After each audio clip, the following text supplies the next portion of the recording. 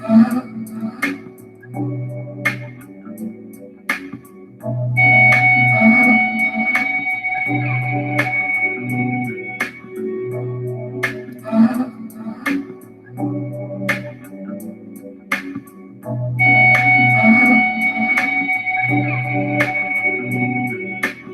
you shop on Amazon, you should use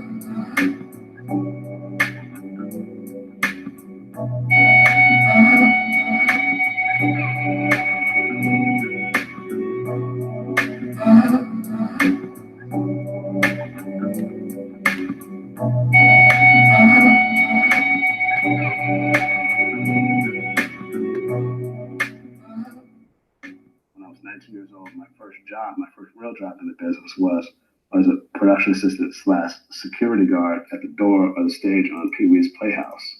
And so I met Larry Fishburne, who was Cowboy Curtis. And so we kind of like bonded, and he was talking to me about, because he had just done a movie with Spike, School Days at the time, and I asked him those questions, how with Spike and all this stuff. And one day he comes to me and says, how old are you, man? And I said, I'm 19, man. He's like, go on, brother. And I said, one day I'm gonna write something for you. Watch this, I'm gonna write you something, right? So he gets the script, and this is 3.5 years later from us meeting, 19 to 22. He remembered you? And of course he did, because he'd seen me around town, we talked and everything and stuff. And he's like floored. He's like, wow, he's emotional about it and everything. He signs on. I was at Arsenio the first year that it happened, where it was the only variety show that actually would put hip hop artists on, R&B artists on, different people of color, and everybody wanted to be on that show because it was the hippest thing around. So it was like, just the hippest television stars, the hippest film stars would come on, and it was the start of something really, really big. The environment was great. I mean, and one of the things that came out of that was Arsenio Hall was me actually meeting Ice Cube, because if I hadn't been at Arsenio, I wouldn't have met Ice Cube. I was backstage. He was with NWA. He was by himself, but he was with the group NWA, and he was with a friend of his, I think, who was a friend of Tone Lokes, and they were trying to get backstage, and security was stopping them. I said, no, you can't go here. And I was like, man, you know what it says? This is Ice Cube. He's with NWA. Hey, man, come back here. So I walked him back in the green room. I said, listen, go to USC Film School. I got a movie idea. Watch, I'm gonna make this movie, and you're gonna star in it. I think I want all you guys in it. I hadn't even written the movie yet. It was just an idea, right? So, okay, cool. So we exchanged numbers and stuff. And then I see him somewhere else around and stuff, and I said, I'm still working on that movie, right? Let's, we're gonna get together. And then I saw him at another event, the Palace, and then he had performed with Public Enemy. And this is the first time that he actually had quit the group. And everyone in LA was like, you're dumb. What did you do? You quit the biggest group ever. And he was in the parking lot, and some guys trying to like insult him and tell him why. Some guys trying to insult him at the same time, telling him why he needs him to help his career, right? And we get into his like Suzuki side. I said, man, listen, my friends left me. I don't have a ride back to campus. Can you give me a ride back to campus? He don't know nobody else but me, so Cube gives me a ride. We give me a Suzuki Samurai, and we start going down the 110 freeway, down the Harbor Freeway. He's going to go see his girlfriend, who has been his wife for over 20 years. I'm going to campus, and he starts playing these beats. And they're beats that the Bomb Squad, the producers for Public Enemy, had given him for his first. He said, this is the beats to my new solo album, America's Most Wanted, right? So he's playing the beats and stuff like this. I said, oh, remember that script I was telling you about? I said, I wrote it. I said we're going to get it together. So we playing these beats, and I'm talking about the movie that I just wrote. 8 months later, we're on the set. That's 8 months later, that was early 1990. 8 months later, we're working on the movie. Going back, when he gets the call for Boys in the Hood, he's like, what is this? What is this? So he comes in and he's like, I said, yeah, remember me? He's like, oh yeah, damn, you were serious, right? He gets the screenplay. I said, check this out, I want you to read it. He goes, comes back, he does his audition, and he sucks. It's like, oh my God. I'm like dying. I'm like, did you read this script? He says, no, man, I've been busy. I've been touring. I said, go home and read my script. Just read the script. You gotta read the script. Come on now. There's nobody else can play this part. So he goes back and reads the part, and then he's just like, he has a revelation. He's like, damn, I can do this. I know this guy. I know this thing. So he comes back in and he does the part, and it's very rarely happened to me before, but you see like a movie star right there. Information is power.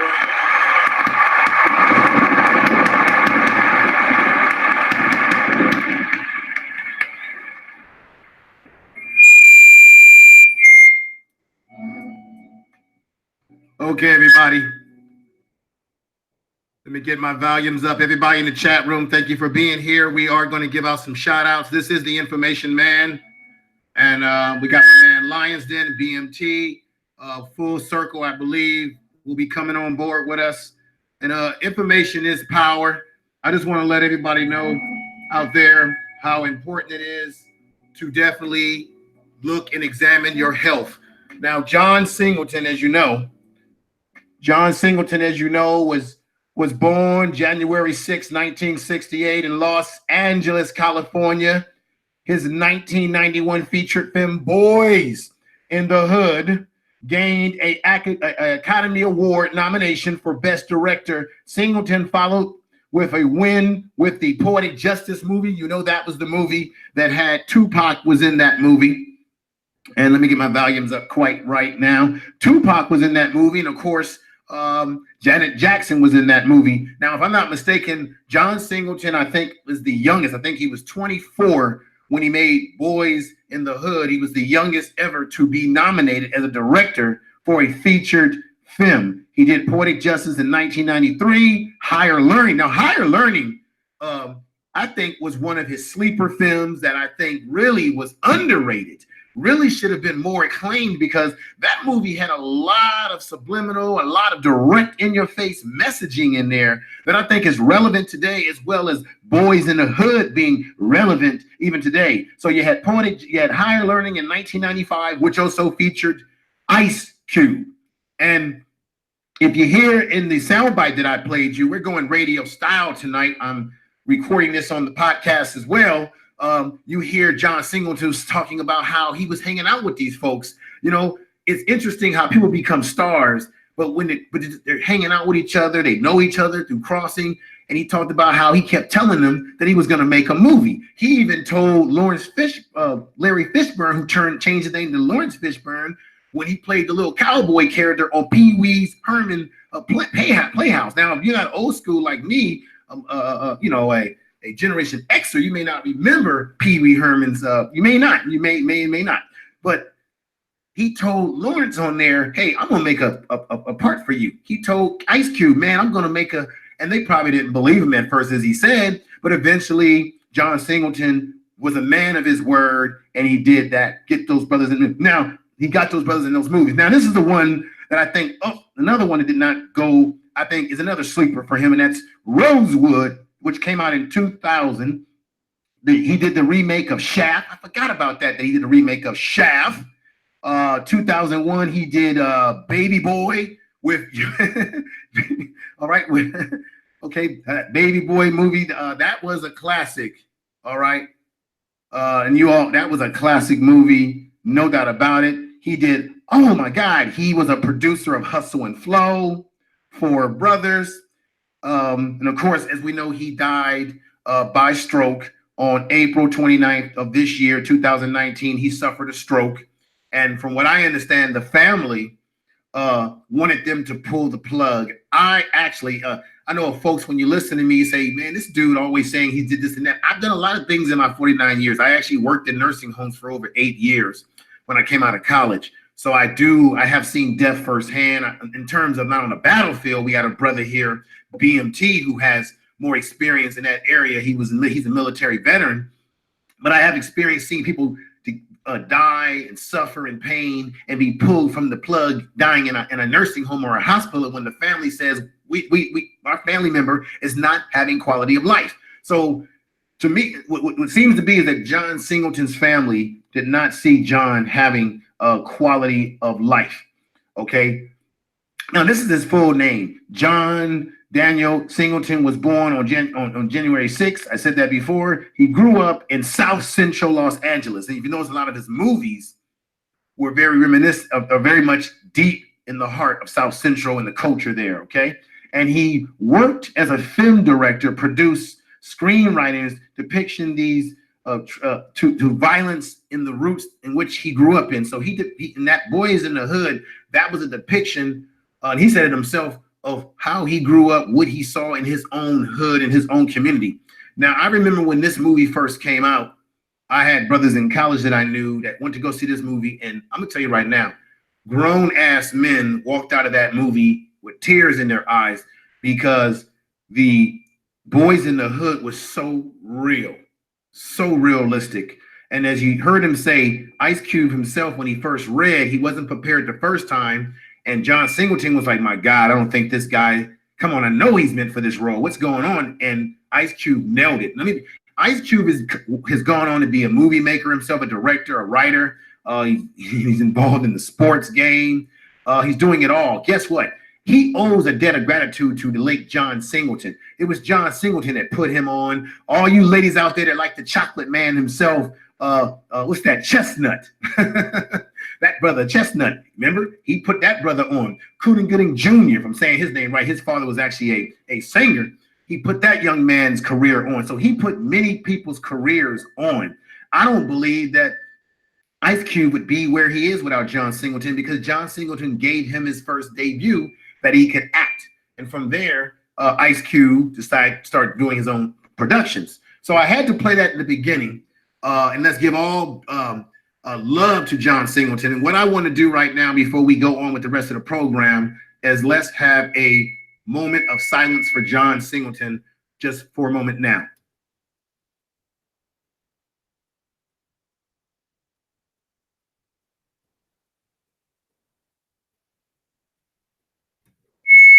Okay, thank you. So what I want to do, I've got brothers on the panel. We're going to get into a discussion. We're going to get right into the point of the discussion. What I want to do is simply examine health. John Singleton dying at, what was he? He was 51 years old, 52. I'm 49. So John Singleton was not that much older than me and the brothers on the panel, because, you know, one of the things that we don't deal with is our health, Black people, and particularly Black men. Now, this is really speaking to Black men. We do YouTube, and we get up here on YouTube, and we talk about relations between Black men and women. We laugh, we giggle, we get into our little fisticuffs with each other. We sometimes talk about material that doesn't really mean a damn thing. And at the end of the day, the only thing we got is our health. We only got one shot at this when we're born. We don't get a second shot. We don't get it in 2 bodies, 3. We don't have 9 lives like a cat. Okay. Okay. So you gotta be doing your best life. I'm gonna play a soundbite at some point in time with Mario Van Peebles, where he said that he talked to John recently and that John had told him that he was trying to live his best life. He wanted to sail. He was into selling boats, being a father, and he was trying to really deal with lowering the stress. But sometimes when we do things when it's too late, it could be just too late. So we really, as Black men, need to really deal with our health and be serious about that health. So with that said, what I'm going to do, Lion's Den, are you there? Yes, sir. Are you there? Here. To be on cue here, brother. Give a little love to folks in the chat room who are in there. Give them a little bit of love, if you don't mind, brother. Before we get to the next segment, and I'm going to bring you and brother BMT on board, and whoever else might have made it on that on the panel. Go right ahead, give a little love. We got Art Newsom in there. Joe is in there. No Salt, BBP. Now, this sister is excellent because she cooks food using no salt. She cooks food that's healthy. She talks about health. So I'm glad that she's in the chat. I should have her on the damn panel. But go right ahead, give a little love, Lions Den, and I'm glad you're here. Yes. Shout out to Chloe, Girls World, Hash TV, Mary Jane, King Nick, Rolinda TV, Corey the Black Vegan, Jacquees, Crow, the Nubian Knitter, Willie Lil John, Joe W, Deshaun Sequence 2, Conscience of Genocides in the building. All right. Let's see here. Art Newsall TV. I see, and Nama Buckner, and that's all so far info. Okay. Well, brother, I want to thank you for making those introductions. I want to thank everybody that is in here and those that will come in. Most importantly, everybody, make sure you share this live stream. Very important. Now, this is a very important soundbite. It's only about a minute and 20 seconds. 26 seconds. I've got to play this, and then we'll get into the discussion. And then eventually I'm going to play Mario Van Peebles and the things that he had to say that I thought were very powerful. So here we go, folks. I know about John Singleton, right? For retired firefighter Carlton Chapman, John Singleton's death was a wake-up call. I'm 58 years old, and he was 51, so it makes me become more aware of taking my medication and doing the things that we need to do in order to stay healthy. More than 40% of Black men have high blood pressure. As a result, African American men are at greater risk of having a stroke than any other group in the United States. Twice as likely as compared to white men, more likely to have a stroke at a younger age, and more likely to die from it. The most common symptom is to have no symptoms. Each week, Canaan Baptist Church in Washington is offers power. free blood pressure screenings. Are you on blood pressure medication? One reason Black men are more prone, a possible gene increasing salt sensitivity. But it's possible to overcome the risk. Diet, exercise, cutting out the sodium, those are sort of behavioral things that we can change. We can't change our genetics, but we can change those behaviors in order to decrease our rates of obesity. Information is power. A study that provided blood pressure monitoring in Black-owned barbershops helped Black men cut their blood pressure by 9 points. Sending a pharmacist to the shop resulted in a 27-point drop. Eating good, exercising? Yes, good for you. A life-saving takeaway from an unhealthy diet.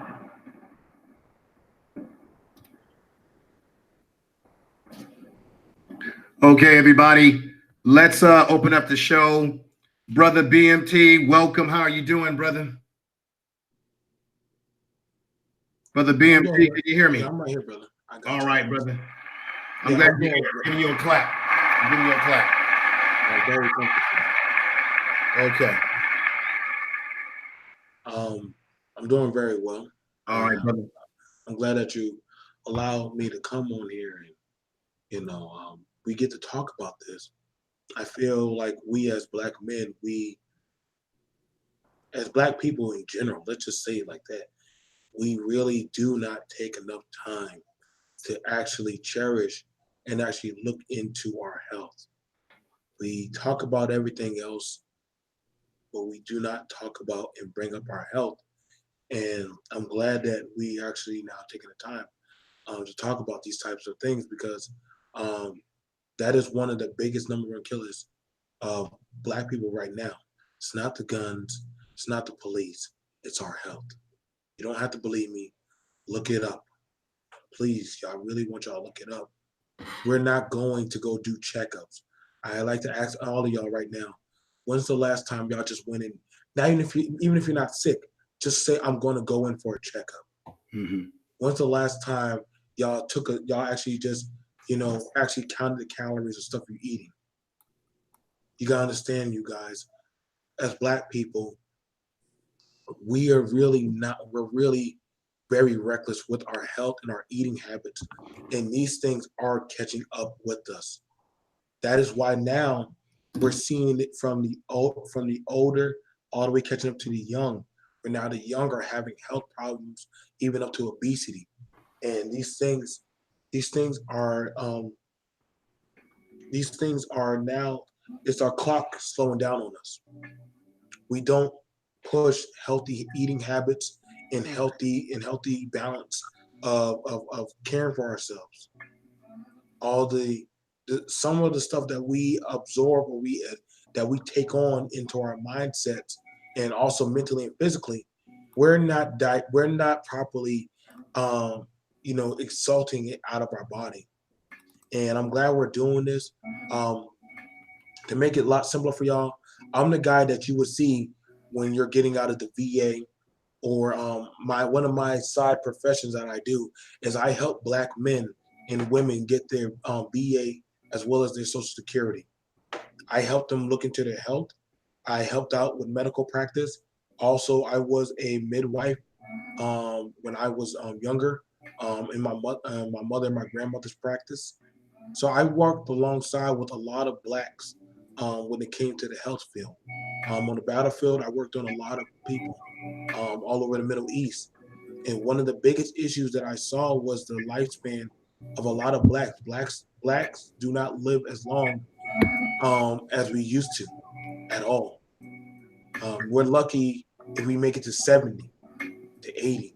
Black men die faster than the Black women now because of how we've been mentally, subconsciously training ourselves in our eating and our lifestyle habits. It's not enough just to go to the gym. We have to go the extra mile with our eating and also in our mental fortitude. You don't always have to be off of your dieting. Sometimes also your psychological mind state of the stress and the different things you take on, they can also put a strain on your health.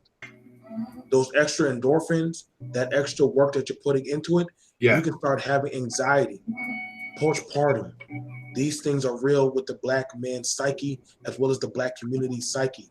And I feel like a lot of us, especially here on YouTube, we're not calling these things out. So I give a shout out to Info for actually bringing this up. Well, let me just say this first, brother. I've got to give the credit really to Full Circle. Full Circle contacted me along with Moses Jenkins yesterday when I was driving home from work, and he said that there was a lot of vitriol about what happened to Nipsey Hussle, and he found it interesting that there wasn't a lot going on in terms of a lot of folks on YouTube giving honor to Brother Singleton, but not just that. Not only Singleton passing and what he represented in his profession, but the fact that the brother died at a very young age. Black men are dying. We're dying silently, as I told the brothers yesterday. We're dying from mental health. We're dying from poor diet. We're dying from lack of exercise.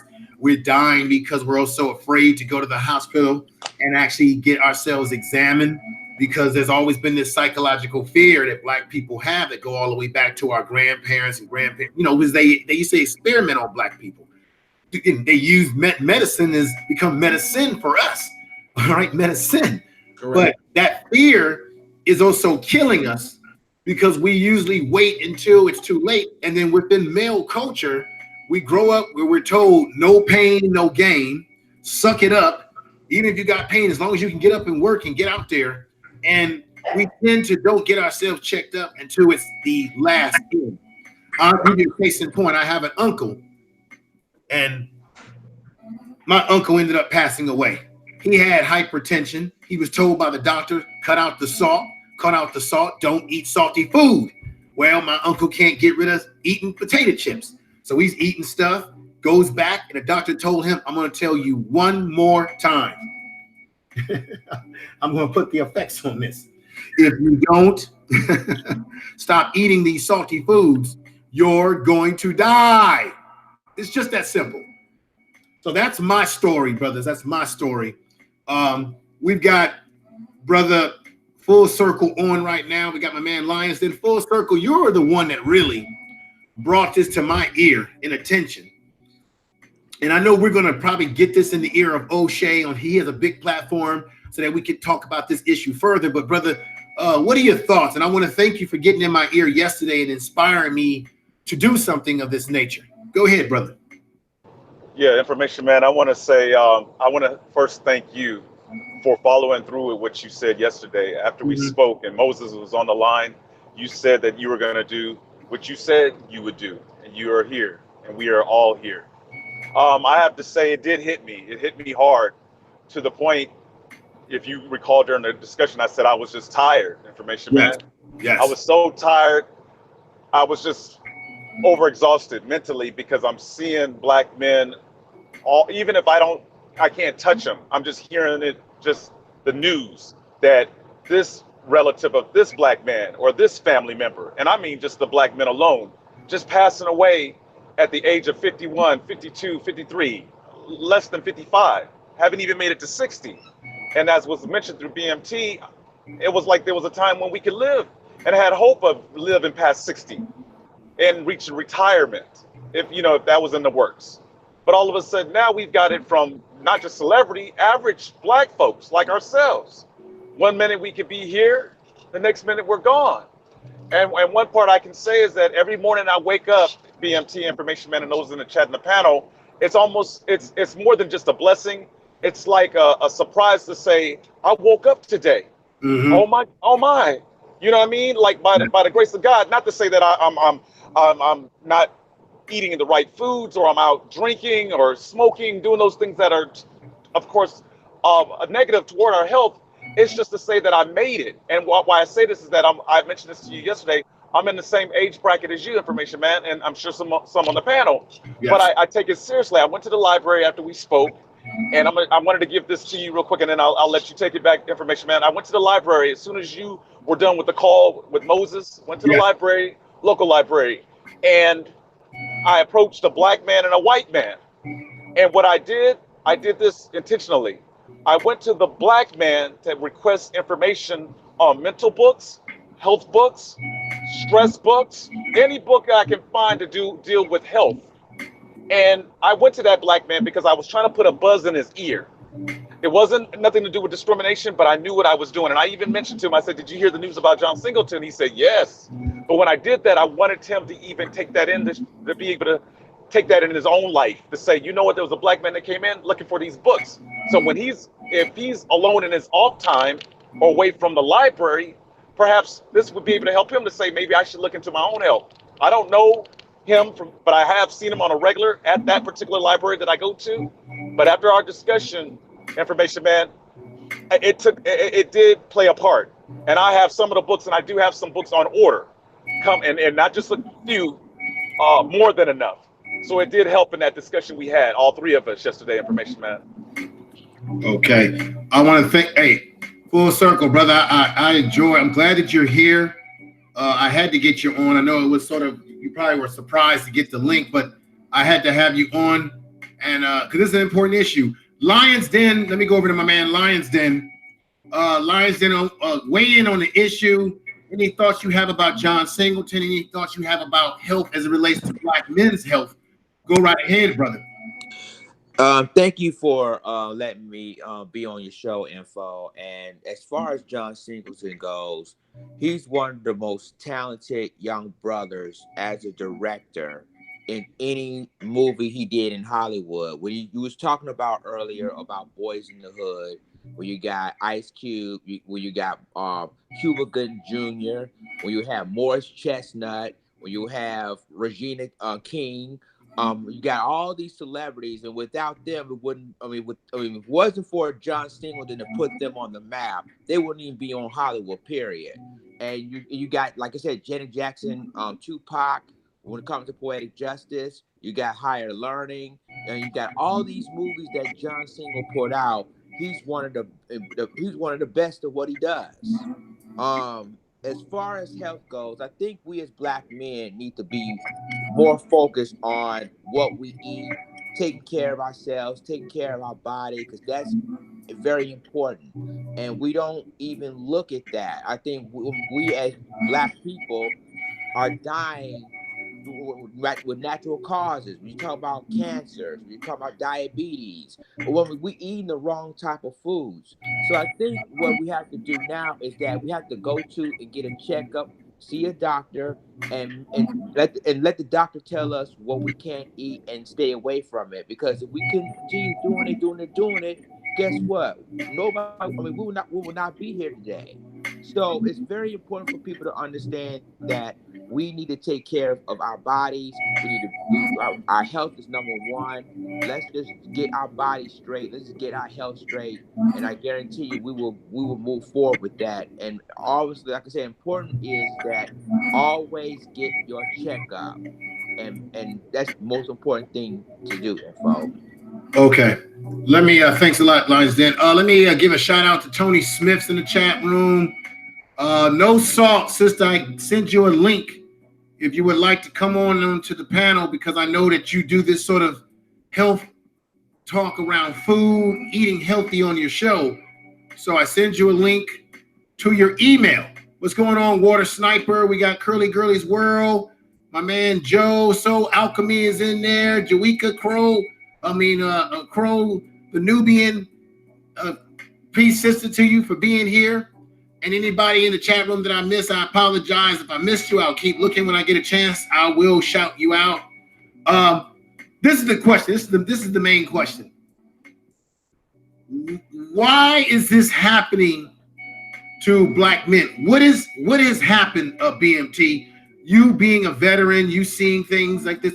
Why is it that, and I did mention that we do have these sort of these superstitions that go from the past, but why are Black men, why do we as Black men continue to die so young? You know, we focus on, well, it's about gun violence, right? But no, sometimes we're dying without it being gun violence.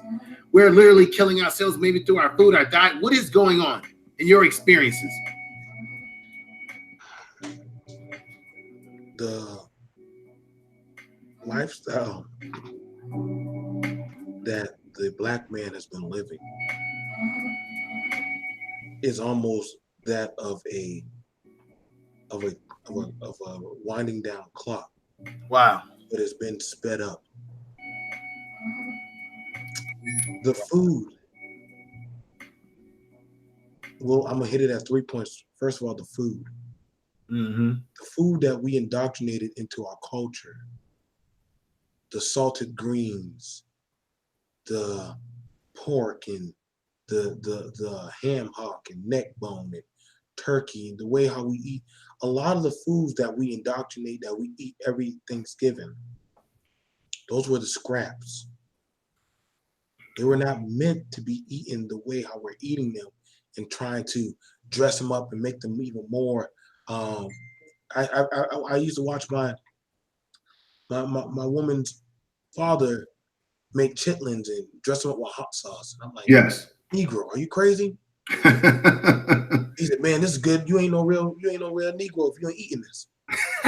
That's what he would say to you? Yeah, he would say that. He was serious. He would take his little tinfoil and eat it right up. My mom and them, they used to always make ham hock with greens and radish and all that stuff. We have like 3 different types of pig on the table.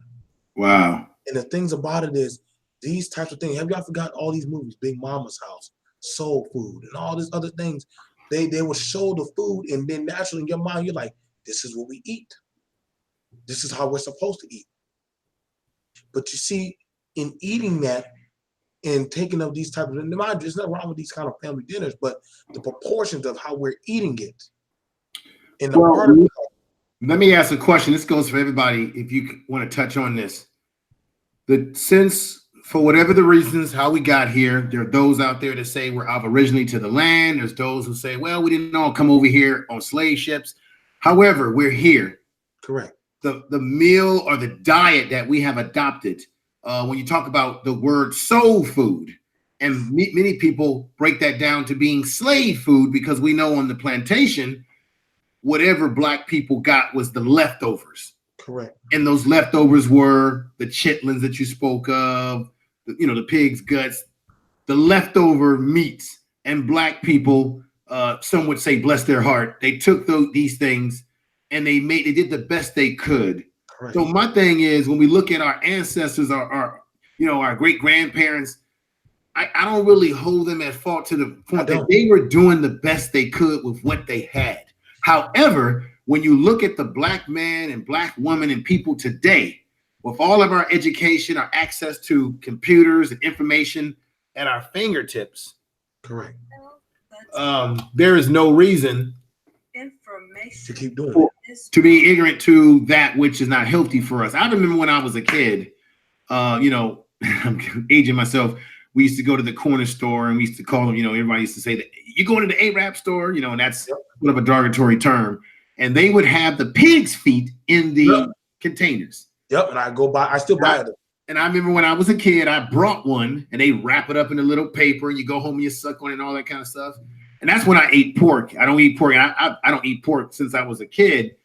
But little did you know that was the worst thing you could put in your body. One, is high in sodium. Two, pigs in particular, they have stuff that come out of the pus of their hoof. All animals have something foul about them, but a lot of our diet is traced back to our slave experience, handed down from one generation to another. Do you remember this one, BMT, and anyone listening? On New Year's, you would have, what's that? Ham, dirty rice. Dirty rice. It's called dirty rice. What's the other part of the pig that you would eat? Hog. Oh my God. I know, brother. Stop. If you're Black right now, please stop eating that. Please stop. I get it. It's really good, but it's not worth the headache after it. There's a reason why my granddad had to drink beer to wash it down. Okay. It will give you a headache. Stop. The preacher at the church, if I'm not mistaken, or the religious part of it was that on New Year's, you would eat this meal. You would prepare this kind of meal as part of good luck for the new year. Yeah. and let me just say, I'm here.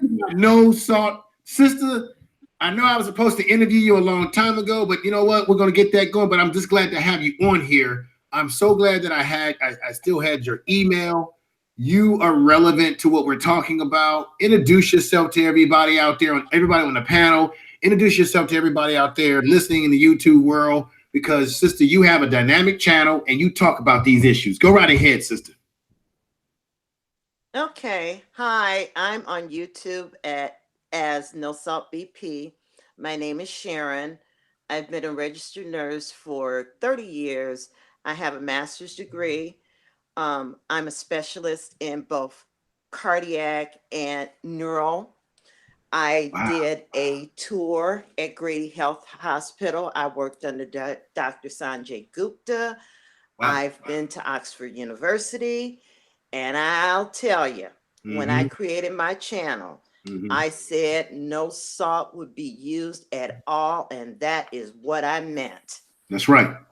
So let's get it on. Let me clear the air about Mr. Singleton. Okay, go right ahead, sister. You got the floor.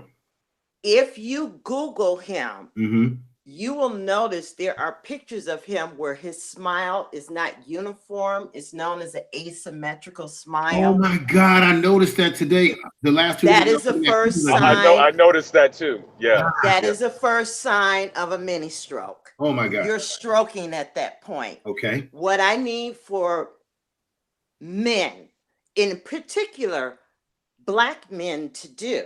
Yes. Is to see your doctor. And really, it's not even an issue of Black men, because last month, Luke Perry passed away and he was 52. So you can surmise, you're right, one or two things. Either, and I'm thinking John Singleton had high blood pressure that was undiagnosed or poorly controlled. He was not controlled. You can't have a smile like that. Wow. And have control of your blood pressure. That doesn't happen. Wow. He did. I covered a story on it. And one of the things about it was his daughter was talking about, Daddy, he's had these kind of issues. You get what I'm saying, sister? But it was never this bad. So I take it the family would see in-house problems, and you know how it is sometimes. Oh, y'all don't. I don't need to go to no doctor. Oh yeah, we don't talk about it. We don't want to see no doctors. We don't want to talk about it. So it's more so like these kind of little burp hiccups would happen, and rather than, again, there's always a sign before the storm, and you would see it, but they would think, hey, don't worry about it. It's just a little hiccup. Pray it away. No. You can't pray that away. And just to let you guys know, I too have high blood pressure. I've had it since I was 42 years old. What you see in that photograph is who I am right now. I weigh 129 pounds. I take 2 medications, one for my blood pressure and one to protect the pounding of my kidneys. I've been on the same dose for the last 14 years. So this is really some unnecessary stuff that is going on. Just see your doctor. It's that simple. Yes. I agree. Hey, information man, I was just gonna jump in real quick. Yeah, go ahead, brother. Sorry, sister, and BMT. I just wanted to jump in. I just wanted to go back to the paying homage to John Singleton. I recall seeing him, and I had mentioned this before on like a chat, just in the comment section. But I recall seeing him back in the days up in LA at a club, and it was the young John Singleton from the Boys in the Hood, you know, being all popular when he was going up against directors like Spike Lee. And when I saw him, it was like, you know, wow, there he is right there, John Singleton. He was in the club all by himself. And since then, that was it. And we forget, you had mentioned, information man, Ice Cube and Cuba Gooding Jr. and others. Let's not forget Tyra Banks. She was in the movie too, I believe, Higher Learning. And Morris Chestnut. And Morris Chestnut. In fact, I went to school, information man, with Tyra. Oh, wow. For like a couple of years, like 2 years, but it was, I went to a private school in our younger days, 8th and 9th grade and stuff. So I know her pretty well. I haven't spoken to her since she made it to her modeling career, but it's good to see that she's doing well. And I had a chance to meet Ice Cube and his wife one day as well too. So all these different individuals are like, wow, these are people that are major in our life, you know, even though they're celebrities. I recall there's another gentleman. Oh, what happened? You cut off. What happened? Are you there? Full circle. Okay, full circle. I hope everything's okay, brother. I hope you are okay. You were talking. Maybe there's something technical going on your side. I don't know. Can you hear me? Okay. Can you hear me? We can hear you. Yeah. Because okay. I was just mentioning about Heavy D and the Boys. And I came across him one day in LA, but I remember he was, I believe, dealing with the same situation. He had lost weight. And then after that, you know, as time went by, you know, as he got older, he just passed away, he died. And I believe it was something similar to what we're discussing right now. It was a stroke. Okay. And a lot of things, examples like that had me thinking, you know, the sister had mentioned about what she's going through right now. I'm in the same bracket, in the same situation, information man. I take medicine myself because I have a high blood pressure, you know, and you mentioned you like. Good. I'm glad you're taking your medication. I'd rather see a Black man take his medication, my way of eating, and see his doctor and change his eating pattern than not. Yes. Let me, I'm going to ask a question if I could. Yes. Curly Girly's World, she asked this question. And we have a nurse, we have qualified people on here. Definitely, I work in mental health as a therapist myself. That's another area that we as Black people need to really very important. But she asked the question, could John Singleton have been borderline diabetic? Well, let me bring some clarity about that because Yeah. I live in the LA County area. I live in Orange County. All right. It is my understanding that John Singleton was on a flight and the flight landed at LAX. He had leg pain, which led him to the hospital. In medicine, he was throwing that clot right then and there. So what I need from everybody here, high blood pressure, not male or female, if you are on a flight and you're African American, when they say you are free to walk around the cabin, get up, start walking, drink water, do not drink any alcohol. I'm not saying alcohol was a factor, but that flight and him sitting in that seat definitely contributed to it. And Well, this all went repeat down. that. I want you to repeat that again. People need to hear this. Repeat what you just said. The fact that he was sitting in that flight. Go ahead, sister. Say that again. He was sitting in that flight. He got off that flight and he said his legs were hurting him so bad and he went to the hospital. Yes. He was throwing a clot then, or a thrombus, as we say in medicine. It was occurring. It was happening. By the time he got there, and mind you, this all happened on April 17th. So anything after April 17th, when the mother went to court, that for conservatorship, he was already brain dead. So let's not blame the family. What I need us to do when you're taking flights is when that you hear that ding, ding, ding, you are free to walk around the cabin, get up, get some water, start walking, and do not drink any alcohol. Okay. To add to that, go right ahead, BMT. One of the things I always used to advise a lot of the veterans, whenever, because I have leg knee issues, I would always advise, if you're doing trips, whether they're car trips or flights, bring some house shoes. Remove your shoes. That way it can loosen up on the tension of the shoelaces. And, you can stand up. And like the sister said, sometimes roll your ankles and move around to get the blood flowing. It will loosen up a lot of tension. I agree with what she's saying about that.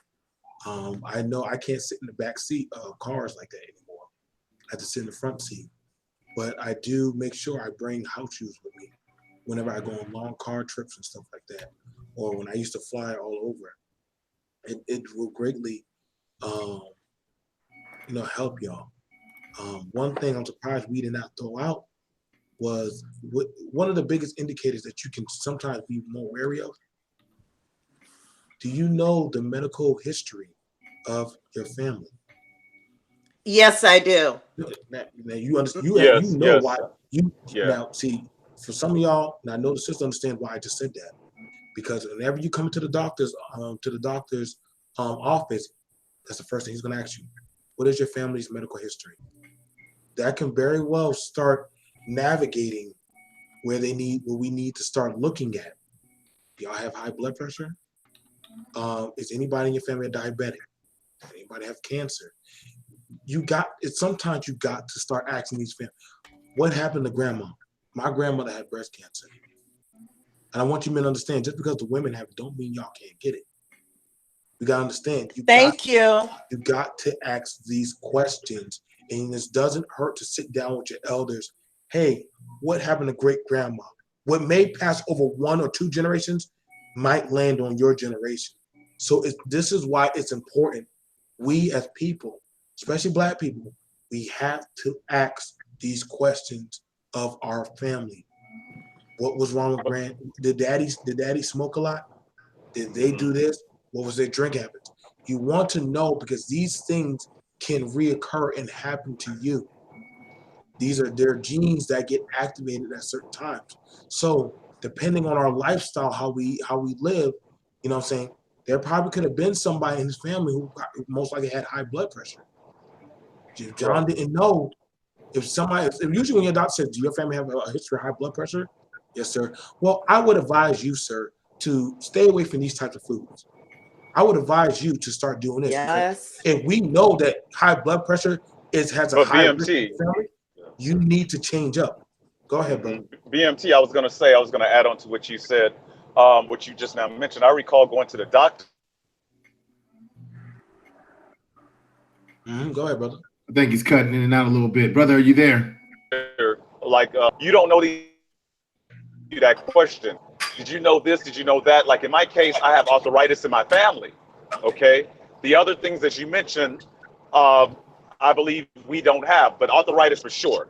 But when I got the news BMT in the panel, I went straight to my mother. My father wasn't there for me to ask, but I went straight to her and I told her, I said, I went to the doctor and found out that I might have a chance of arthritis, in the future.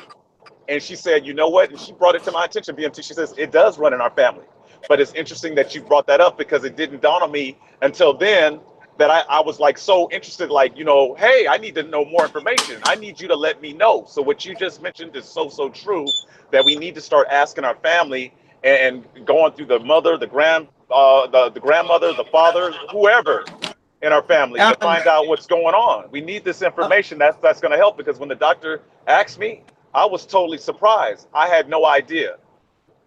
Well, and to add to what you just said, sir, the best place to find that information is when you go to your family reunions and everybody sits down, you have generations fold, right?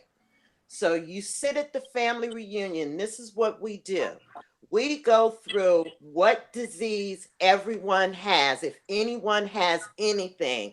And just like the gentleman said before him, I knew my maternal grandmother had high blood pressure. She had a stroke at age 50. The one at age 87, she passed away from. What I did not know is that my father's side of family, they don't have high blood pressure, but they have hypercholesterolemia or familial hypercholesterolemia. So when I went to my doctor and my labs were out of whack, and he was like, lady, do you know your cholesterol level is 2 something?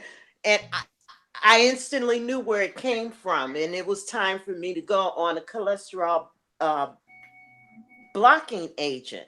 But use your family reunions, use picnics, use your Sunday suppers. Wherever there's a gathering, gather your healthcare information. Right. I agree. And that's something we definitely, information and knowledge is not being passed down. Information and knowledge is not being passed down. I would say just about 2 years ago, my father, when I came out to his farm, he sat down with me and he started sitting down with me talking about, son, when's the last time you got your colons checked? And I was like, man, Dad, I'm not gay. He's like, boy, I'm trying to be serious with you. I'm trying to save your life and make sure you don't have any issues. I love you and I didn't take him serious. But what my old man was trying to tell me was you need to start watching your back. As men, we have this pride thing where we can't be hurt. My granddaddy ain't never been to the doctor and his daddy before him, so why the hell would I need to go? Stop that. Stop that. It just wasn't, it's just the dart didn't hit them. But it very well will accumulate and hit you. You gotta understand, the stressors that we've been facing, mind you, one of the biggest impacts on physical health is mental. Look at what's been going on as of late in the Black home, in the community, at our workplaces. Just ask yourself, how much stress have you accumulated? What is your mental? Where's your mental? That's why I see a psychiatrist once every 3 months, because you know what? Yeah. And it ain't because of medications. It's because the skin I'm in. When I wake up every morning and look in the mirror, guess what? I'm a Black woman with a master's degree. Yes. So, having said that, I check in. things get to be too much, I'll see a therapist. I have no problem with any of that. Let me just make some statements about around that area. That is very important. I work in mental health, and I think that's another issue, like everything you've mentioned, that Black people have a taboo about. We think that if you see what they call a quote unquote shrink, that makes you less of a man, less of a woman, less of a person. But I think that is something that is also killing us silently. A lot of us are dealing with stress. Like you said, living as a Black man, Black woman in this society, we're dealing with stress. We're dealing with personal issues at home in our families. There's a lot on our back, and we're internalizing a lot inside. And we tend, when we get depressed, depression is nothing but anger turned inside of itself you're turning it on yourself. A lot of Black people are dealing with depression big time, and we cope very poorly at times. We use drugs. You talked about not drinking. Well, we use drinking as a way to suppress ourselves and our pain, which it doesn't do us any good. Yes. Because we wake up the next day and we're still just as angry and upset and sad as we were the day before. And let's not sleep on this fact. When we look at suicidality, overall, it's never been a big high degree in the Black community. However, it is happening, and Black men, if I'm not mistaken, are engaging in suicidal behavior. Correct. And as a community, you are correct. According to the CDC, you are correct. It is on the rise in Black men. Yes, you are absolutely correct. And information man, I'm gonna piggyback behind the black sister here that's mentioned that. I'll be the second one to say that I did it 2 weeks out. I set an appointment for this Monday, and I want to thank the videos. Yes, I already set that up this Monday. So it's interesting that you mentioned it, sister, that you do it on a monthly basis, on a regular. This will be my first, but from all the videos, I want to give a shout out to George Macon. Most of the discussions that we've been talking about has been pretty much in alignment of what we're talking about in the books that I got even yesterday from the library. Not just the physical, but our mental. I know, information man, you mentioned something as far as our financial health. There's a number of things that we need to look into. You also mentioned, information man, in our discussion yesterday with Moses. Don't forget about the dentist. The dentist checking on your teeth. That plays a major part as far as with heart disease. Yes, it does. And what we take in. And so please, information man, if you get a chance, I had to throw that in because I didn't want you to forget. When you said that stood out. I go to the dentist. They usually say go twice a year. In my case, I go 3 times a month at my age. Yes, they say twice a year. In my case, I go 3 times a month. And that's because of reasons of what we spoke of, when you're eating everything under the sun. And my teeth, love them. But as the dentist told me, hey, you have a beautiful smile. You don't want to lose that, do you? And you don't want to be paying out all thousands and thousands of dollars for nothing. So let me just listen. Go ahead. I'm sorry. I'm going to go to Lions, then he hasn't said anything. Let me just say peace to everybody in the chat room. We got Hash TV. We got Nikki Baby in there. If I'm saying her name correct. We got Self Care Boss who's come in. Thank you, sister, for being here. If there's anybody I missed. Oh, we got 6 Figures Days. Thank you for being here. Let me just say this too. This is particularly for men. A lot of times when you go to the gym, we're so busy as men focusing on, I gotta get the muscles big and the chest big. And I know 6-pack is important, but they say that if your girt, if your stomach, waist circumference is getting too large, that puts you at risk for heart disease. And there was recently a study that came out. I mean, I don't want to put nobody on the spot here, but how many push-ups can you do? They're saying that there's a correlation between your ability to do push-ups, 20 or more, between you having a high chance of heart disease. Yes. So, brothers, and I did a video about this where I talked about the proper supplements, eating certain foods that will charge your melanin in your body. We really need to focus on diet is 80% of where your workout starts. 15% in the gym workout, but 80% your diet, if I'm not mistaken. Black men, please eat more spinach, more broccoli, greeny fiber kale.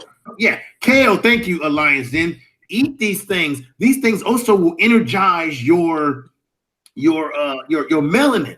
There's certain foods that will energize melanin in our body. If you gotta cook with oil, which they recommend you don't cook your food in oil, stay away from your vegetable oils. Cook in extra virgin olive oil, especially if you're a man, because it would help boost your testosterone. Because as we get older as men, from the 30 on, our testosterone starts to take a dip, and there's actually foods that we're eating that are impacting our testosterone, which adds to the belly fat and all those sort of things that can get us. And let me just say this. I remember when I had, and I know, sister, you probably heard of him. I actually had the pleasure of interviewing the brother who goes by the name Minister of Health. And he said that there's a correlation between fried foods and violence in our community and violence that's in the prison. He said that there's an imbalance between the omega-6 oils and 3 oils or something like, I think he said 6. Yeah, omega-6 and omega-3s. There's an imbalance which causes problems in the brain, which they believe is has a correlation to aggression, irritability, and behavior. And if you look at communities where there's a lot of fried food joints, the Kentucky Fried Chickens and the Popeye chicken, eating that kind of food is affecting us. They did a study in a prison where they gave some of the inmates more healthy foods, and the rest got the more fried type foods. And those inmates who were eating more of the fried foods, there was a correlation of violence in their behavior versus those who ate a healthier diet. So it's true. Oh my goodness. You eat. You are what you eat. Yes. Alliance, do you have anything you want to add as we continue the discussion? Yes, Info. I would like to let everybody know one thing and one thing only. And I think people need to understand this is why, Dr. CB is important. But what Dr. CB, a lot of people don't want to discuss this as well about Dr. CB. And Nipsey Hussle talked about him. Talking about Dr. CB? If I'm saying his name? Yes, okay. Dr. CB, right. CB. He basically, Info, I got the list right now of all the foods he want us to eat, and especially green foods and fruits, vegetables, herbal teas, everything. And this is, like I said, people really need to check Dr. CB's list out, because basically that's the only way people can survive. And people talking about the food and supplements that Dr. CB want us to take that can cure everything: cancer, diabetes, etc. And so what we have to do is, as Black men, especially Black men, is that we have to watch what we eat. Fast food, we already know that fast food, especially like burgers and fries, that is really killing our cholesterol. It's really killing on the insides of our stomachs and our chest. Yes. And so what we have to do is cut the salt. We have to cut the vegetable oils. That is not good for our bodies. And that's the thing, that if we follow the Dr. CB diet, I guarantee you that a lot of us will feel a whole lot better. And so that's what I'm saying about that. Let me just add this before anyone else says something next. Let's just keep it real. It's about a lifestyle, and it begins with your habits. And if you grow up in families, look, I'm gonna tell you a story, quick story. When I went back east, when I was much younger, and I went back east to spend some time with my father. I was born in Baltimore. My family back there, they eat heavy back there. They're eating food. And I went back there, and he said, I'm coming from California, and he said, "Boy, what you want to eat this morning?" I'm keeping it casual, and I'm saying, "Well, yeah, I just have some cereal, whatever." He's like, "Cereal? That's for the animals at the zoo. I'm gonna make you a real breakfast, right?" He had smothered. Now, liver's good for you, right? So he had smothered this and gravy that, and I was like, "Damn, I only wanted breakfast. I didn't want a Thanksgiving meal." That's how my father eats, because my father's from North Carolina, and they grew all their food off the land, and they eat. He eats real big foods. But let me just say to you, those are comfort foods. We feel very comfortable when we get around our family and we eat these kind of foods, because it makes us feel good. It reminds us of good times. But the comfort foods, I'm sorry to tell you this, folks, this is the breaking news here. Comfort foods are killing us. And Yes, sir. we're also killing our family members when we bring them, when we get together for Thanksgiving and we're putting out these big ass spreads. And then our family members are eating this food. It looks very colorful to them. Reminds them of when they were a kid. Then when you call your grandmother, your great uncle, whoever, and you say, how you doing? And they're like, oh, I'm in a little bit of pain. I'm not feeling well because of that damn food you gave them. You're killing your family members with what you're putting on the plate. Literally, not that you're doing it purposely, but you literally are doing it through the food. And as the Minister of Health told me, he said, what we got in this society, he calls it frankenfoods. This GMOs and this genetically engineered crap that's killing us as well. I mean, I talked to a brother that I knew once, and he was going in the store. He got one of those little melons, watermelon. And I said, sir, I said, brother, don't get it. Don't get the seedless, because the seedless is not good for you. That's not natural. It's not God-given. And then he says, this is for my kid, and my kid's gonna get. I said, I'm thinking to myself, you could pick all them damn seeds out of it yourself personally before you give it to your child. But giving them the GMO melon is the worst thing you could do. That's my story. No, what you say is true, Info. One of the things about it is we want to eat soul food. First of all, soul food is the mind and body and spirit of being connected to one another. Yes. It's good for the soul, good for the body. That's what we would tell each other. But see, as time goes on, the population began to grow. And you got to understand that now a lot of people have to eat. It's not just whites and blacks in the East, on the East Coast anymore. It's, you got a whole bigger plantation to feed.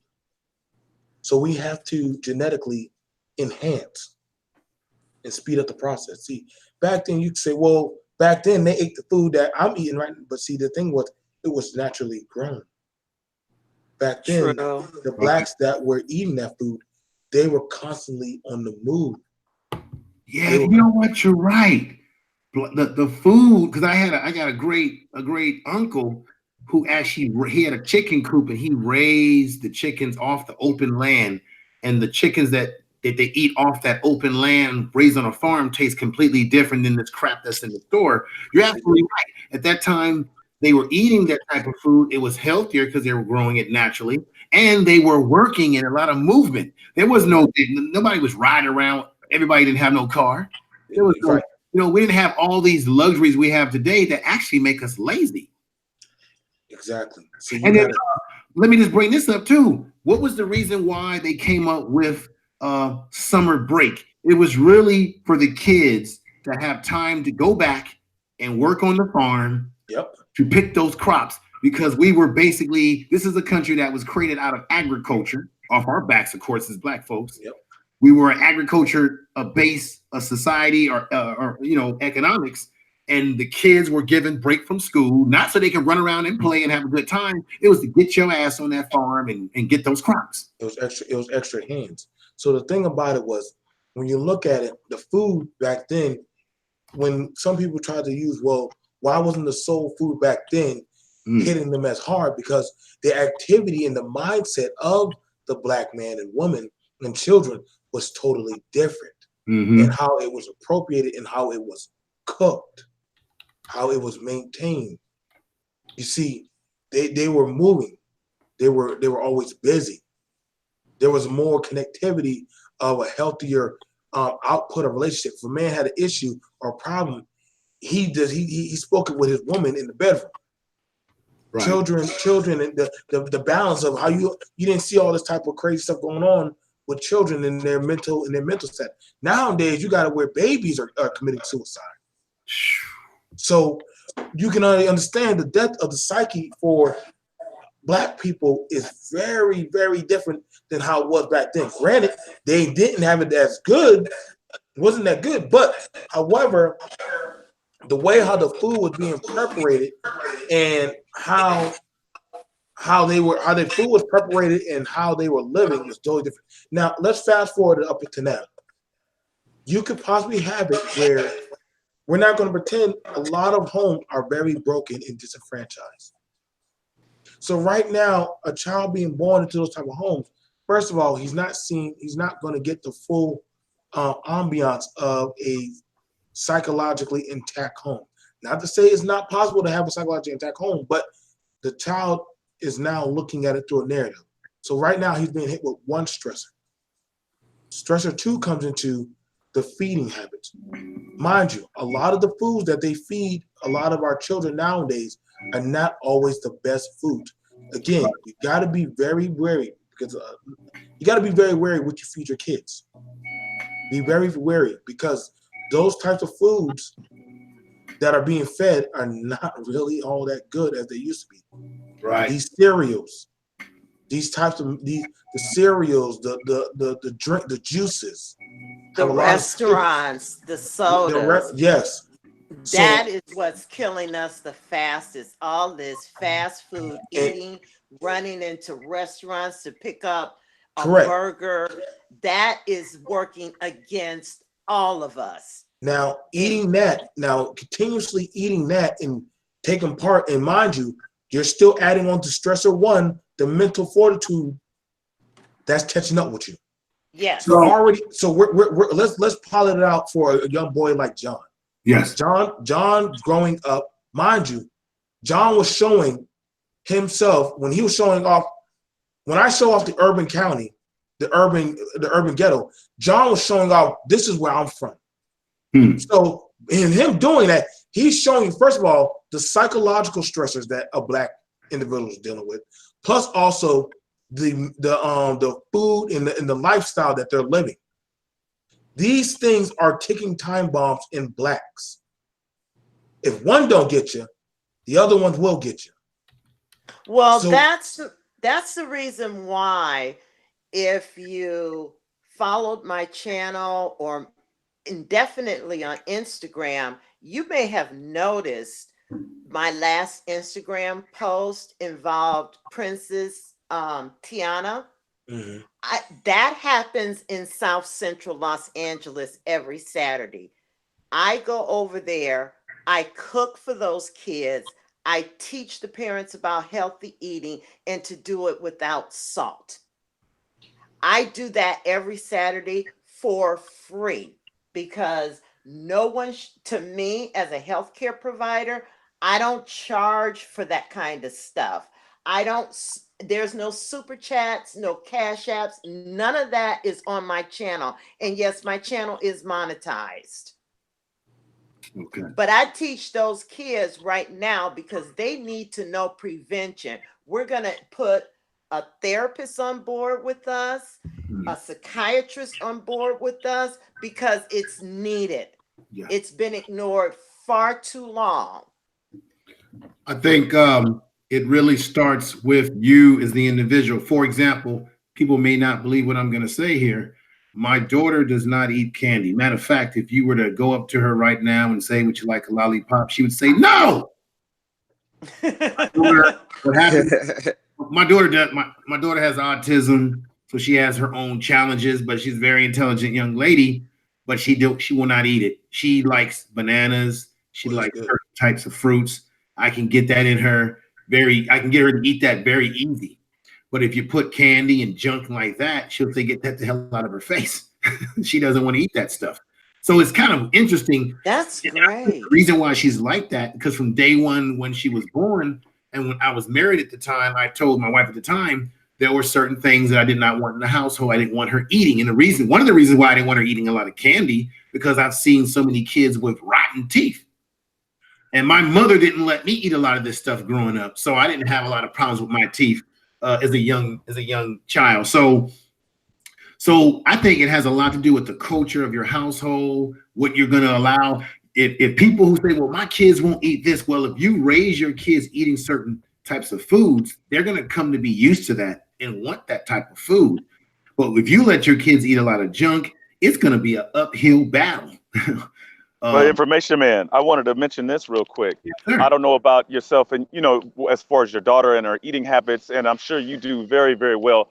I've noticed from time and history, growing up with even McDonald's. I remember when McDonald's didn't have that number on it.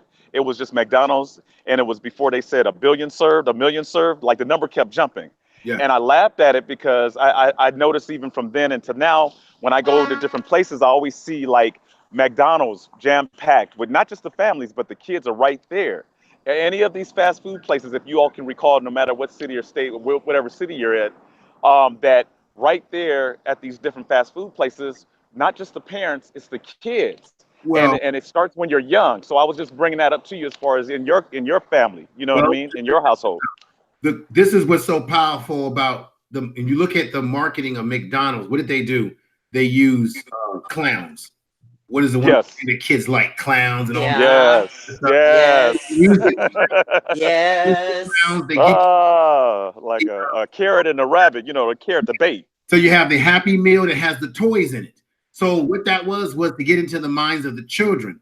And they've done studies on this, and they said that if you were to ask, you know, when you talk about kids learning their ABCs, learning all their stuff in school, most kids, before they know how to say certain words, know certain things in their education, most kids can rattle off the symbols of what. So when they see the golden arches, the kids will automatically say, McDonald's, McDonald's, I want to go to McDonald's. They know these logos from watching television, visual conditioning.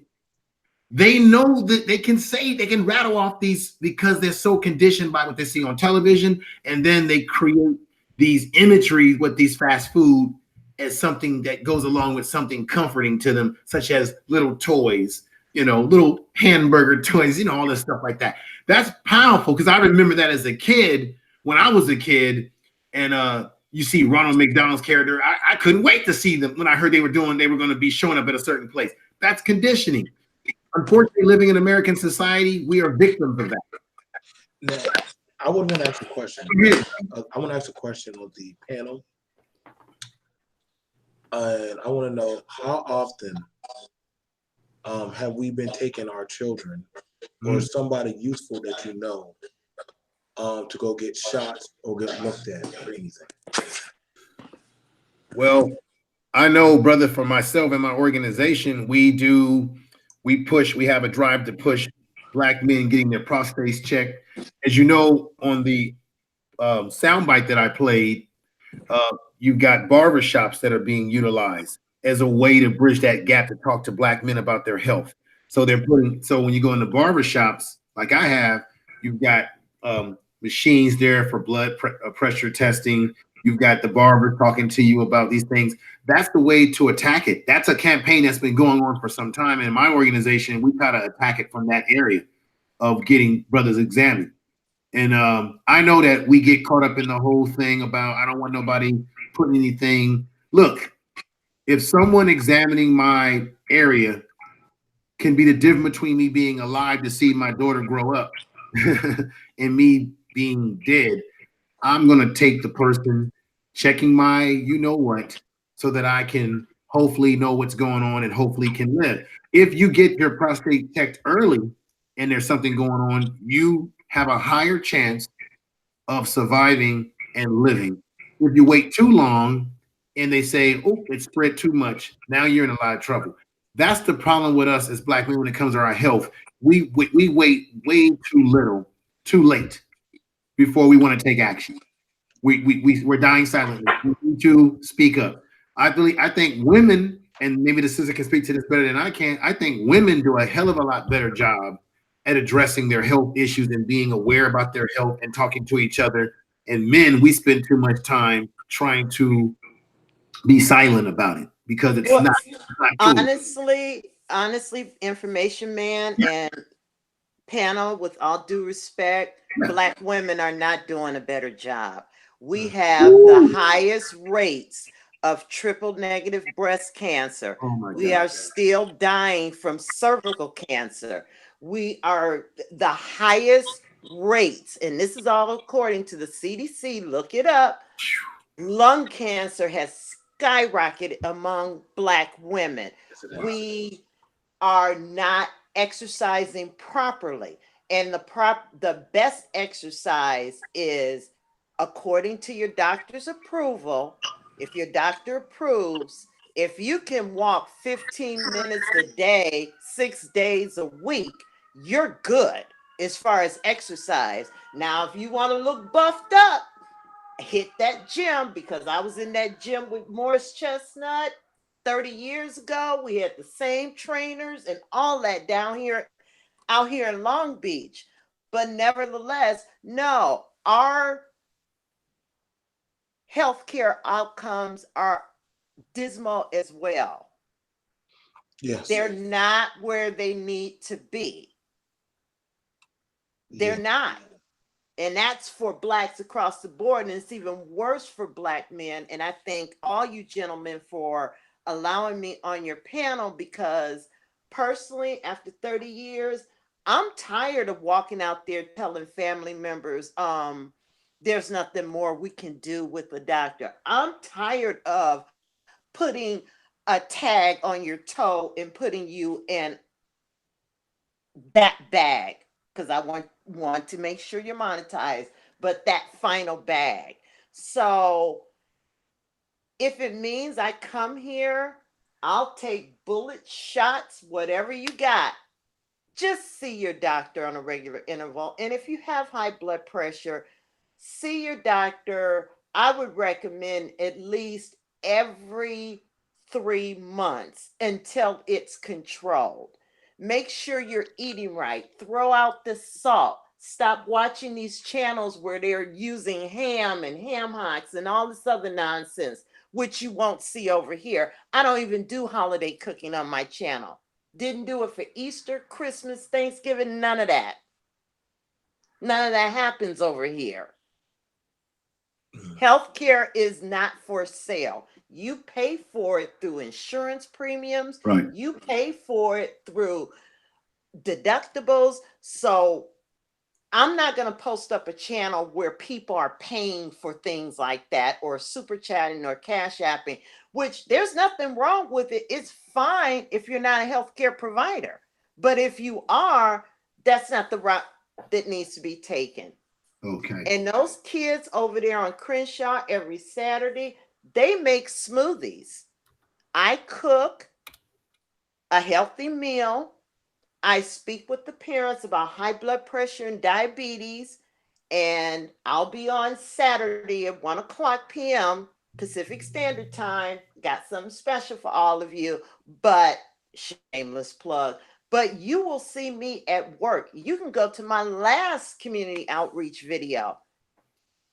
I'm at work, because an ounce of prevention is better than a pound of cure. So whether it's you're stressed out and you need to speak with someone, because a lot of times, and I know you men, you hold things in, especially Black men. Yes. And then you wake up in the morning and you go out into the world and you're still holding it in. If you have to see a therapist once every 30 days, please do so.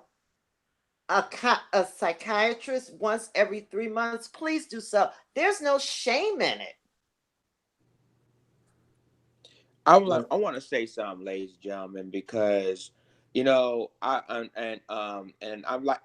love this what the sister was saying, and I think one thing about myself and what I do now is I always for me I always do yoga, I always do qigong, tai chi, Oh, meditation. that's great. And so it helps me mentally, because sometimes when you've been stressed, and your stress kills. And I'm gonna let everybody know that stress will kill you if you don't take care of yourself, if you don't take pride in taking care of yourself, because those are the things that most people don't do.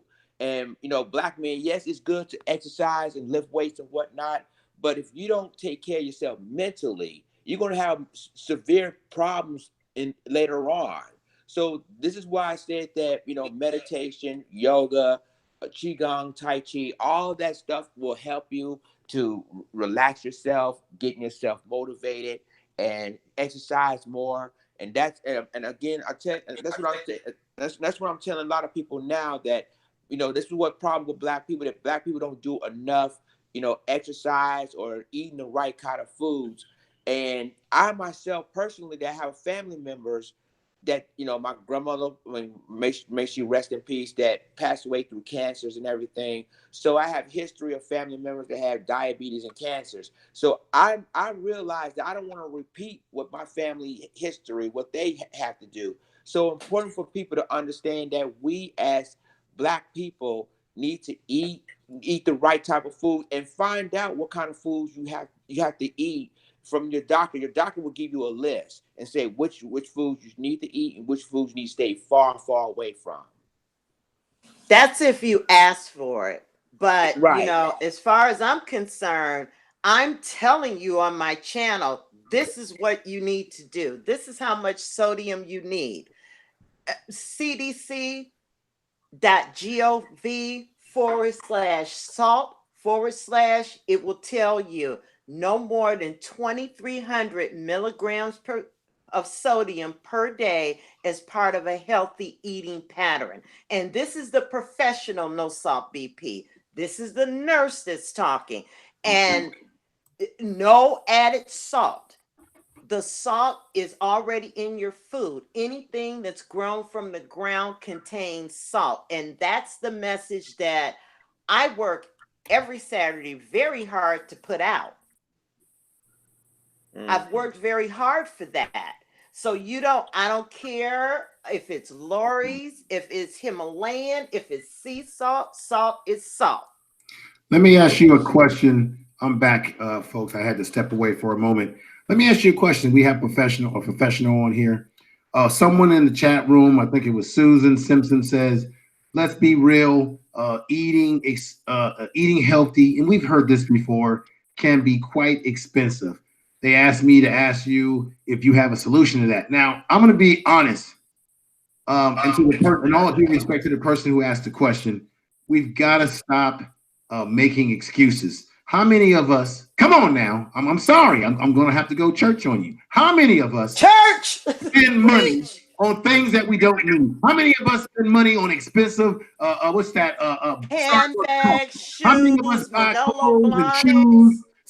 How many of us gonna go out there and spend expensive tickets to go see the end game Avengers? And we spend money on sporting events. We spend money on things that we really don't need because we like it. It makes us feel good. But that which we really need for our health, we beg and cry. It's like the old saying: Black folks will beg for what we need, but we'll go out and get what we want.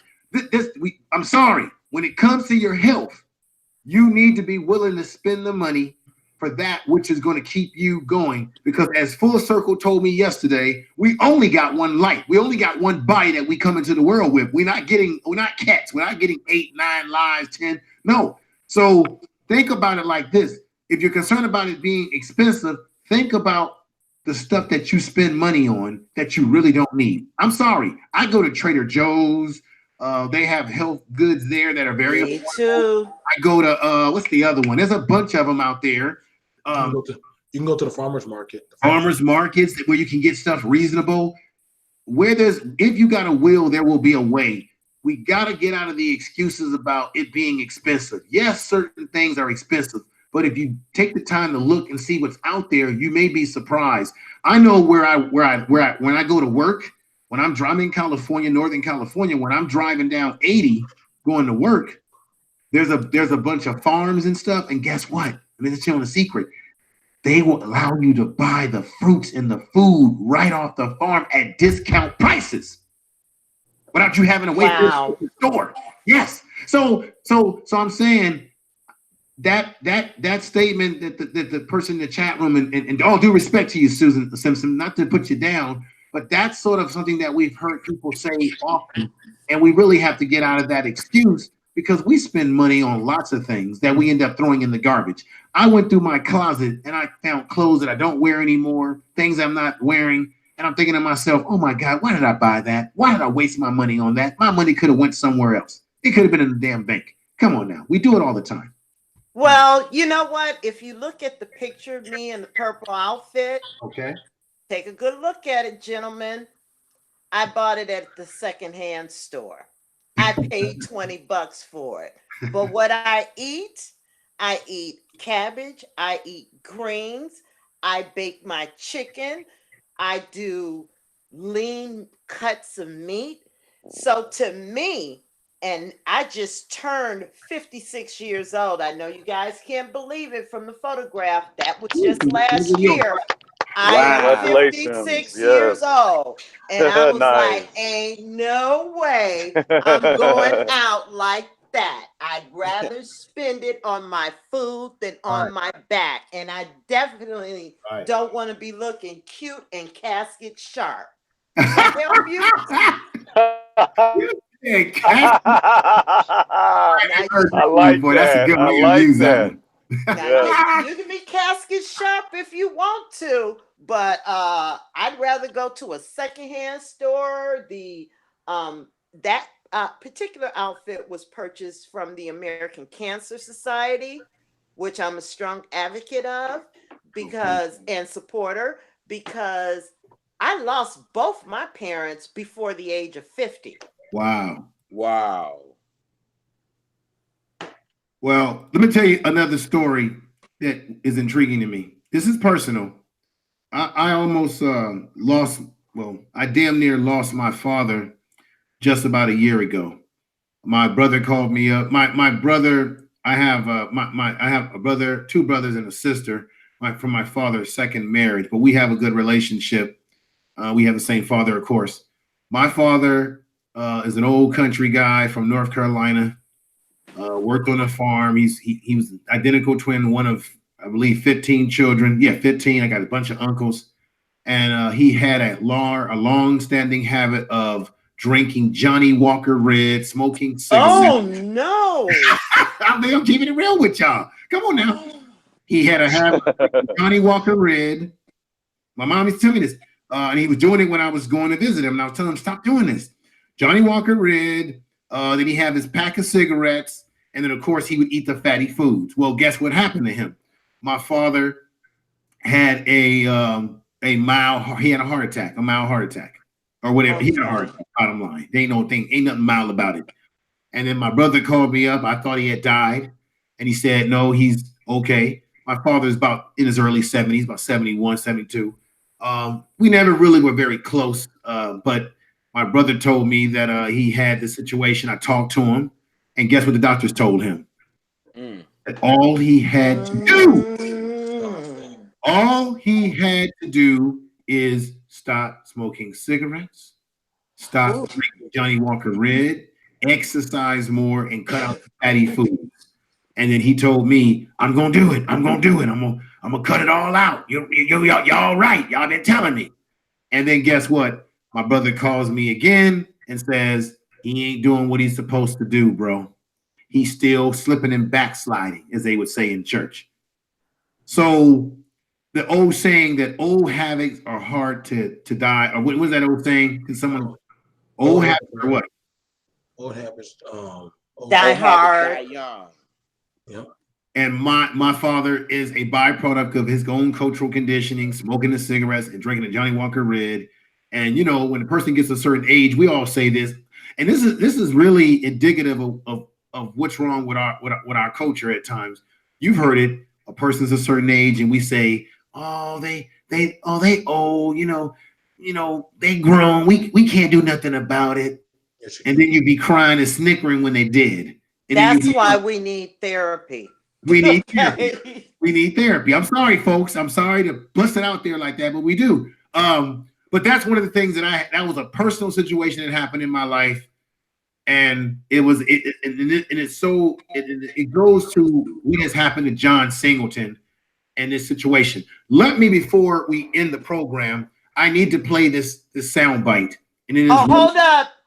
Before you do. Yes, ma'am. We had John Singleton, right? Yes. Now we have Peebo Bryson. Yeah. Oh my God. Are you saying that he's in the hospital? They said he had a mild heart attack. Let me tell you something. In medicine, there is no such thing as a mild heart attack. Thank you. Heart attack is a heart attack. Exactly. No sugarcoating. No, I'm not throwing any sugarcoating on it. He had a heart attack. Okay. Right. Now, sister, I'm glad you said that, because that was the same thing that was said to me about my father, but I knew there ain't no such thing as no mild heart attack. It's a heart attack and you can die. Let me just do this. John Singleton, you know, we always talk about him as a director and folks that he worked with like Tupac and Ice Cube, Janet Jackson, and Lawrence Fishburne, many others. But one of the things that we forget about is that this is a brother that was committed to family, committed to being a strong Black man and Yes, being he there for his was. kids. I'm about to play a soundbite by Mario Van Peebles, who touches on this issue about when he talked to John recently before he passed, and how they both enjoyed being fathers. And so this is another side of him that many of us have probably never heard about. And Mario Van Peebles himself, he talks about the health issue. So let me play this soundbite, folks, for you. When I first met John, I was at Warner Brothers, and I had my first feature called New Jack City that I just gotten the deal to direct.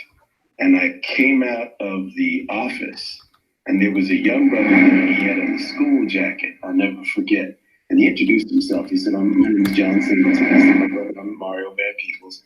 And we started talking. He said, I've got the script, Boys in the Hood. And I said, I just got the script, New Jack City.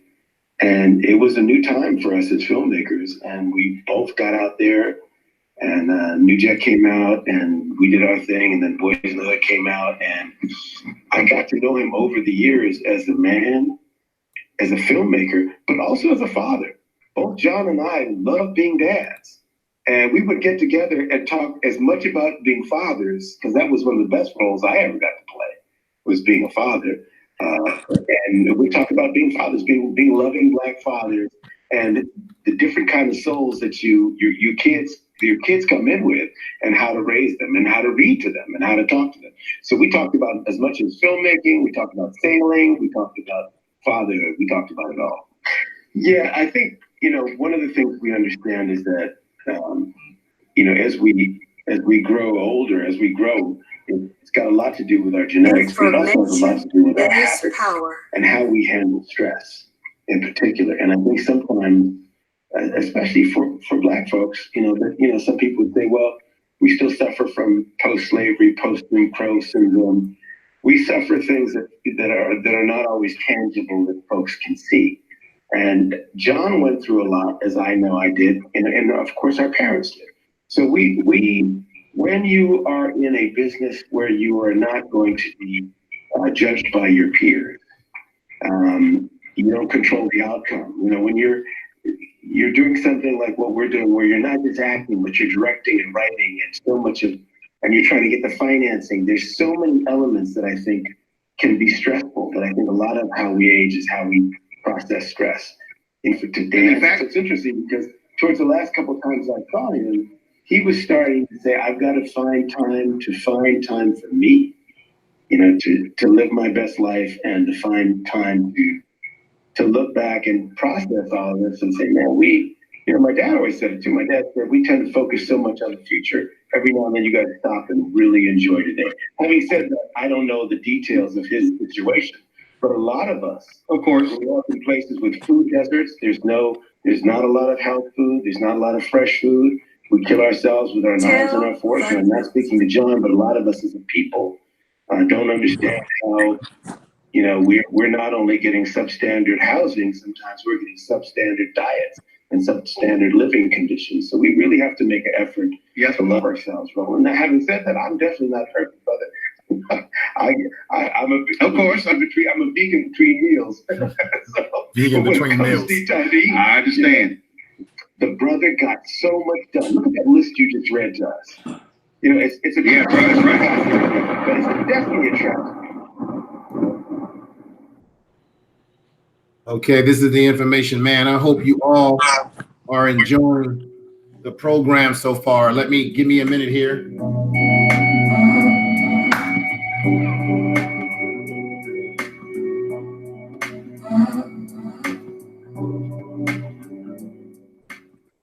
Okay, Lions Den, can you do me a favor, brother, and read off some of the folks in the chat room? We got some good folks in there. I think BMT had to step away for a while. He said he may try to come back. I'm going to be getting close to ending the broadcast, but we got some good folks in there if you want to give them a little bit of love. Yeah, go ahead. I would like to send a shout out to Self Care Boss, Joe W, Jackie Crow, College Girl World, Ball Life, The Wacky World of TV, Susan Simpson, Legendary Top Cats, Fake DS, MMA Fan 3. That's right. Ball Life. Let's see. I'm gonna keep wisdom. I'm gonna keep going up here. I believe that's all so far. Okay. Info. All right. Let me just say this real quick. I played that sound bite because, like Mario Van Peebles stated on there, that John was a committed father. And that is something that we as Black men, that is an important thing that you take on. Like I said, I'm a father. It really changes your perspective when you are raising a young one and you grow as a man. I'm 49 years old myself. At this stage of my life, I'm growing, developing more, learning more about myself. And he said that before John had passed away, he was in that stage where he was saying, hey, I got to take the time to breathe in life right now. And like Murray was saying, that so often we think about the future, which we should, but we should also take the time to breathe in the now. Because I'm going to tell you right now, me, everyone on the panel, those that are in the chat room, we are not promised tomorrow. Anything can happen. One day you're here, tomorrow you're gone. So I would say, particularly for the men listening, everyone in the chat room, please share this in your individual social medias.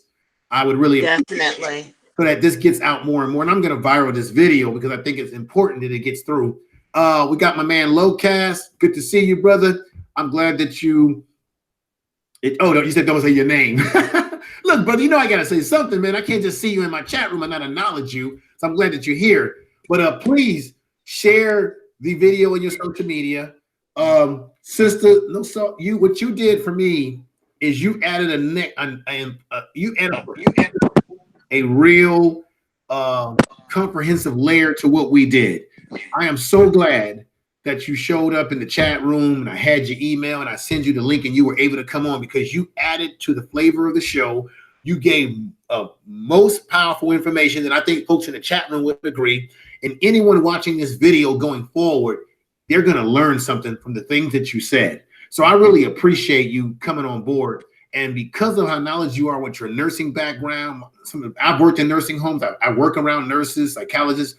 I'm definitely going to have to bring you back for the one-on-one interview so we can go even deeper into the things that you've done because you are a woman of experience in this area. Full circle, do you want to say anything, brother, before we come to a conclusion? Because at the end of this program, I'm going to play my last soundbite. I'm going to put my avatar back on the screen here, which will be John Singleton with everyone that was on the cast of Boys in the Hood. And I'm going to play the most powerful classic soundbite with Lawrence Fishburne talking about gentrification near the end of this video. But do you have anything you want to add, brother? Yes, sir. I just wanted to add to the video, to the show, that without health, whatever you're trying to attain, money, wealth, anything, without health, to the panel, to the chat, information man, yourself, you have nothing. Without your health, you can forget it. That's all true. That is out the window. All that, hey, I'm the richest. I got all of this. I got all the, whatever it would be. Without your health, you have nothing. Just keep that in mind. And please, as you said, information man, please share this video. Have the sister back on one-on-one. Those in the chat, on the panel. I myself, I'm going to share this video today, and I'm going to get it across to as many as I can. Appreciate it. And thank you.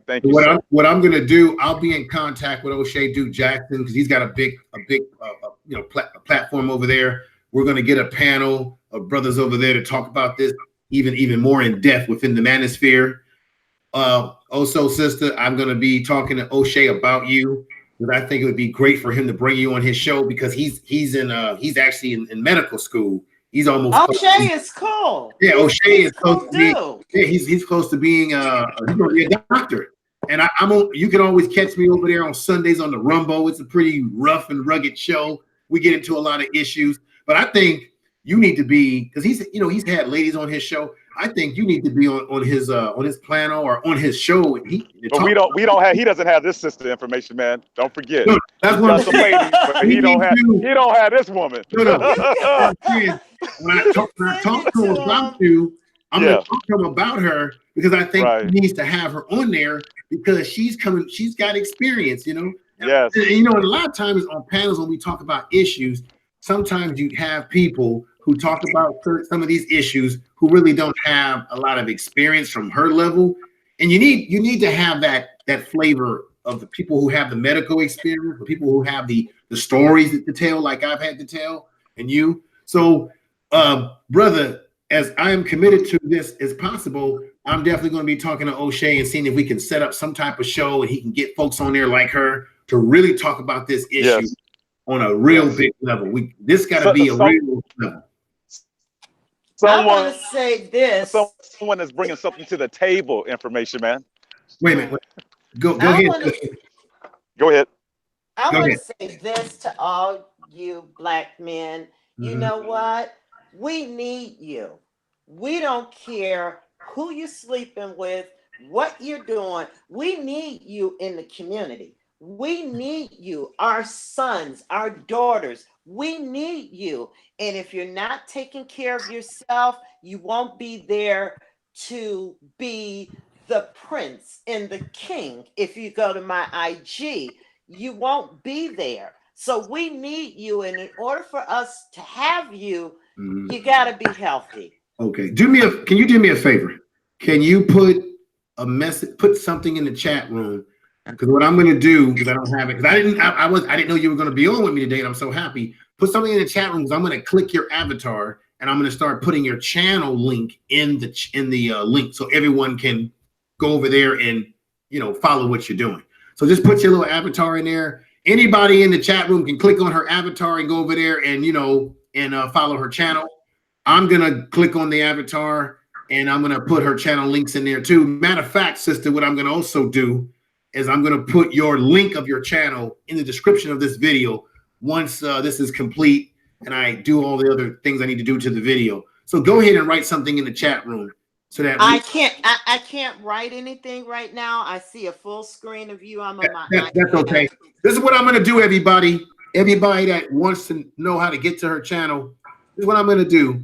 I'll find your channel, put it in the description of the video, and everybody who's interested in going to her channel, it's going to be in the description of this video. All you got to do is come back to the video and you'll see the description and you can click right into it and you can follow her. But can you just go ahead and tell everybody who you are again? Name your channel, and they can also on YouTube, No Salt BP, NOSALT BP. The BP stands for blood pressure. So it's No Salt BP. And I also have a website, nosaltbp.com. Okay. And what I'm going to do is I'm going to find all of that, put in the description of the video. And because like I said, folks, she was a surprise guest. I didn't know, and I'm glad that she's here with us because she really put the meat on this. Lyons, then you have anything else you want to say, brother, or add before I go into the next area that will get us to our conclusion? Yes, and for one thing I would like to let people know is that we, as Black people, especially Black men, we need to do better taking care of ourselves. We need to do better eating right, exercising, and sometimes we need to stay far away from fast food because we already know it's high salt, high sugar, and we don't need that in our diets. So we just basically need to focus on which food we can eat, which food we need to stay far away from. Yes. And once we do that, we'll be okay. Okay. Let me once again give a much due respect to John Singleton's family. I know this is a tough time for them. They had to make a very, very difficult decision. I've seen this when I've worked in nursing homes where families have come in and they've said, we want the plugs pulled. It's a very difficult decision. And a lot of times it's a decision because you're looking at the fact that your family member quality of life is not good. You want the quality of life to be appropriate for your family member. And that's sometimes why people come to these decisions. I'm going to tell you right now, if I'm not having good quality of life, I want the plugs pulled on me. I don't want to be a vegetable. And I've seen people vegetating in these type of facilities, and their quality of life is terrible.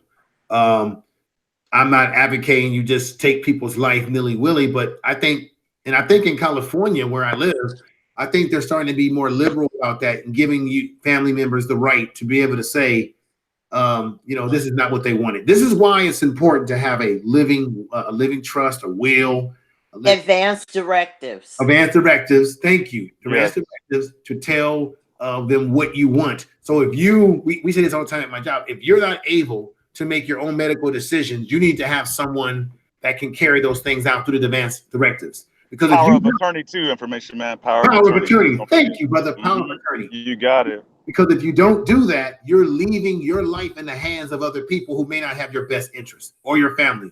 So have everything together. So with that said, I want to thank you, my sister, Lionsden. Thank you for being here. Full circle. Thank you for being here, brother. This is not the end of what we're doing here. I'm going to get in O'Shea's ear. I think other brothers who do this kind of programming on their channels, and we just keep this going. Once again, John Singleton has passed away. That brother passed away of a stroke. That brother did great things when he did a lot while he was on the earth. The brother was trying to live his best life. If you heard my brother that people speaking about, he was a family man. And just keep in mind that we are not invincible of our health. We've got to get the checkups. We've got to listen to our body. Your body will tell you what's wrong sometimes if you just listen to your body when you're getting pains and aches and certain things of that nature. And you need to look at your diet. What you put in your mouth is connected to how your body's going to feel, how you're going to look, and how you're going to move. So keep that in mind. I'm going to go into a classic clip right now. I'm about to share my screen. You will recognize this beautiful picture that I'm about to share with everybody. It's one that everyone will recognize from back in the day when John Singleton did, Boys in the Hood. And this is beautiful. This is beautiful. Look how young Singleton looks. Iconic.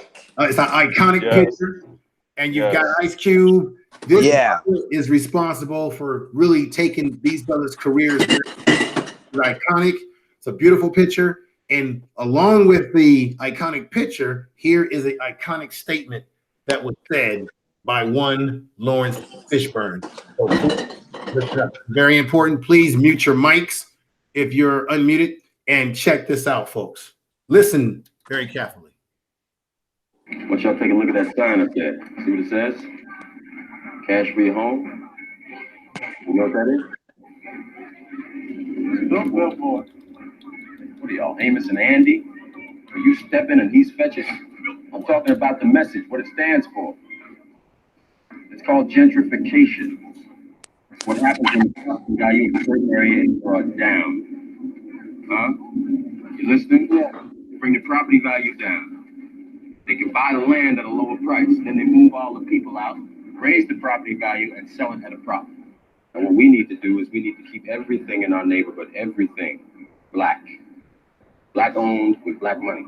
Just like the Jews, the Italians, the Mexicans, and the Koreans do. Ain't nobody from outside bringing down the property value. It's these folks shooting each other and selling that crack rock and shit. Well, how you think the crack rock gets into the country? We don't own any planes. We don't own no ships. But we are not the people who are flying and floating that shit in here.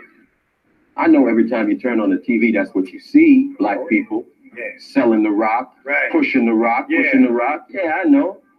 But that wasn't a problem as long as it was here. It wasn't a problem until it was in Iowa and it showed up on Wall Street where there are hardly any black people.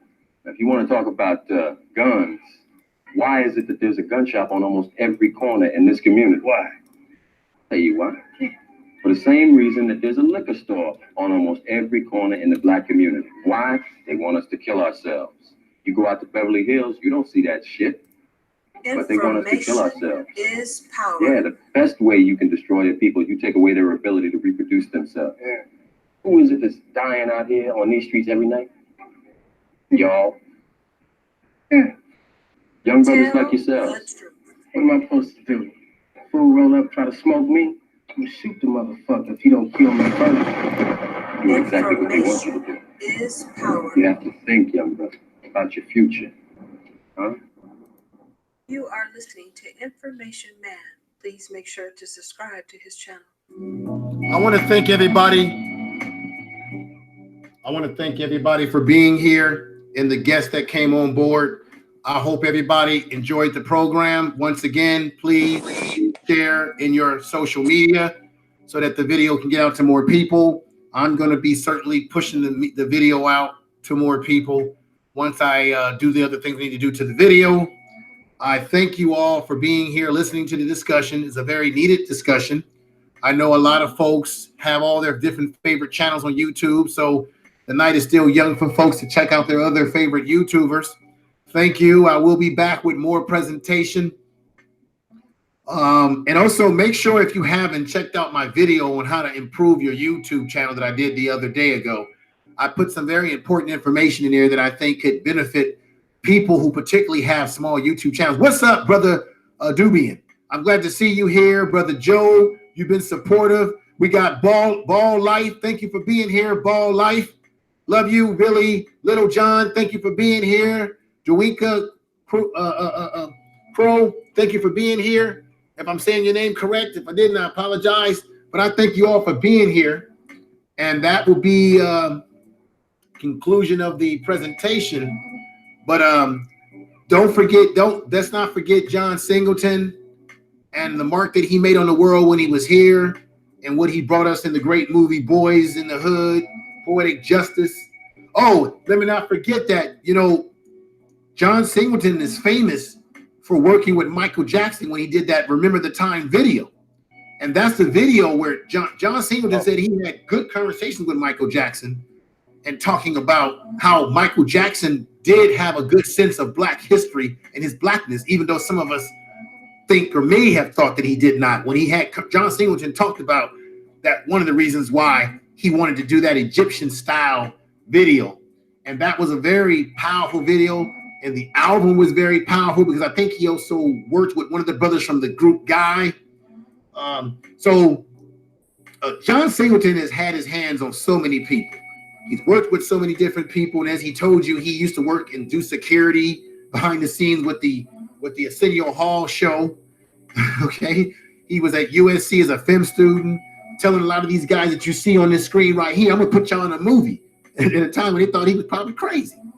But John Singleton was a visionary, a family man. I really feel bad that he died from a stroke. I wish it never happened, but let it be something that we can use as Black men to say, let's get our health together. Let's improve ourselves. Let's use these things as wake-up calls and be serious about our health. Thank you, everybody.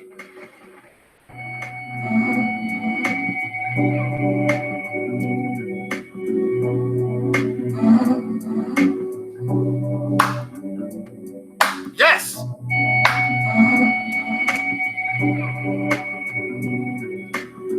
Yes.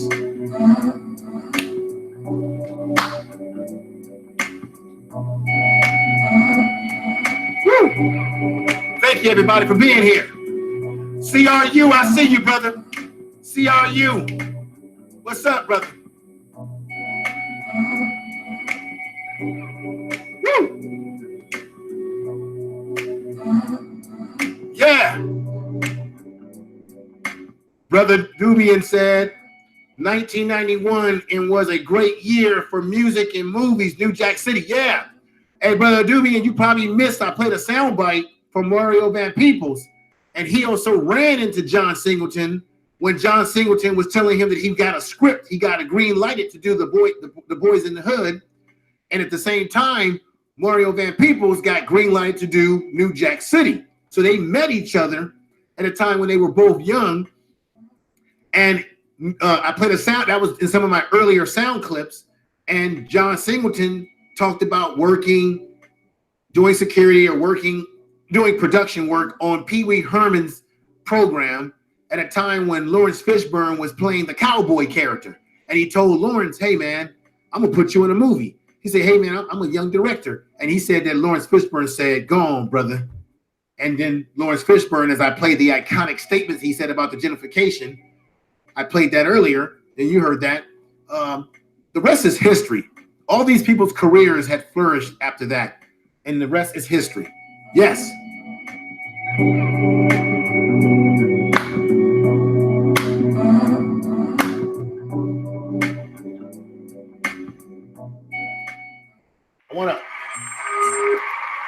I wanna give y'all a clap too. That's a clap for all of y'all.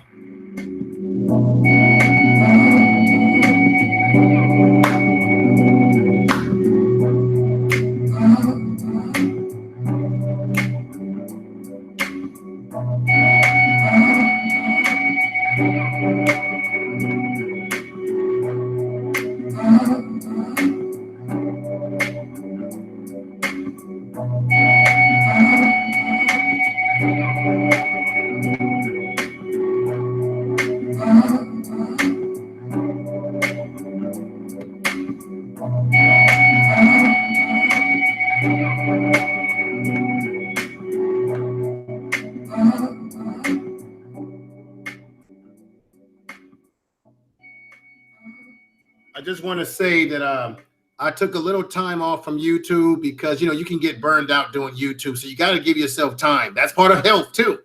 You got to be able to, and I said this in that video I did about how to improve your YouTube channel, that you got to give yourself time away from YouTube to recuperate yourself, because YouTube can be stressful, especially when you're on panels debating with people. You've got to give yourself time to refresh yourself. So that's another form. And there she is there, No Salt BP. Make sure you all click her avatar so that you can check out her channel and follow her and give her the support and love that she deserves. So a part of your health mentally and physically is take time away from YouTube to recharge yourself. Okay, I'm going to leave you with that. And I got lots of content coming. Just so you know, I want to let you guys all know something. On my page of my channel, you might notice I've got those links. I got the link to my Facebook show page. I got my Instagram link, and then I got a link to Spreaker, which is my podcasting channel. What I'm going to do is, normally what I do is I put my YouTube content on my podcasting, but I'm not going to do that anymore. I'm going to start putting fresh radio style content on the podcast over there. So I'm going to be going into that Spreaker and maybe deleting or cleaning out some of the old material that I have on there and some of the stuff that's the same stuff that's on my YouTube channel.